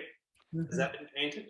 This is really, if you're still looking at my screen, this is what is the pool enclosure fence. So you really see something that looks more like that from, oh, I think you may be referring to this piece here. Yeah. And that goes all the way across the back. It's natural wood, right? Yeah. So if you had a natural wood gate that you look through to see that matched the natural wood fence that I see at the end of the driveway, that would be harmonious. So that would be, excuse me, that would be both for the slats themselves and then echo that in the columns? I'm talking about black gates right now versus natural wood gates. Okay. Because I think the black gates feel heavy, but on that street. But when you look through them, they actually, if they were natural and matched what you see at the end of the drive, it's a lovely house. If you see what matches the gate and the fence that's at the back that gives you the entrance to the backyard, I think you would have a nice repeat of material that wouldn't be so heavy. You know, now that I see that fence, Mark, I agree with you. I think it's a nice looking fence that you've already got going on there. So we're I walked over to look at it. It's a beautiful fence. Yeah, I good agree. point, Mark. Yeah, thank you. And as a matter of fact, if you took that same detail into the columns and then the fence and recessed them a little bit, I think you would have a nice harmonious relationship between the gate and the fence and something that's not as heavy to the street. And the stone that you see, most of the stone that you're talking about, you don't actually see from the street. Because that stone, if I remember that house, that stone that you're showing in the back is not visible from the street. It may be from the side street, because that's the outdoor fireplace over the patio area, right? Correct. Right. And then the chimney on the other side, which is blocked by the tree, is the chimney behind the pool house that's sort of hidden a little bit by air conditioning compressors, if I remember. Sure. Yeah, so I actually think if you went to natural wood all the way around on it, instead of trying to replicate the stone, visually from what I see from the street, from what I see from the fence to the entry of that lovely house, it would be more harmonious to what we're seeing right now. Agreed. Okay. I agree with you, Mark. Very, very, very good. I agree. Yeah. Yeah, and visiting the home and just like having had the experience of standing in the driveway and looking at the home, I do feel that the black and even that like gray, the use of the bluestone throughout is kind of the prevalent design feature. I don't know that the fence is what jumps out to you when you're standing and looking at the house. But I guess we can echo that element and see if, you know, it actually emphasizes that fence that's back there. Yeah, we're leaning towards something a lot more natural. There is no precedent that I know of along Little Plains for stacked bluestone. And to be a good neighbor, I think that the natural approach that Mark has suggested is really a valid one. So that I'm clear, is the natural wood also what you want to see on the columns? So it would match, it would be the same material across the gate. Yep. Think about it, think about the verticality of that beautiful fence. If you had that same vertical wood treatment on the columns and then a natural gate, then I think it all ties together. It won't be so urban looking. The only other question I had, isn't the setback for a fence 18 feet from the street?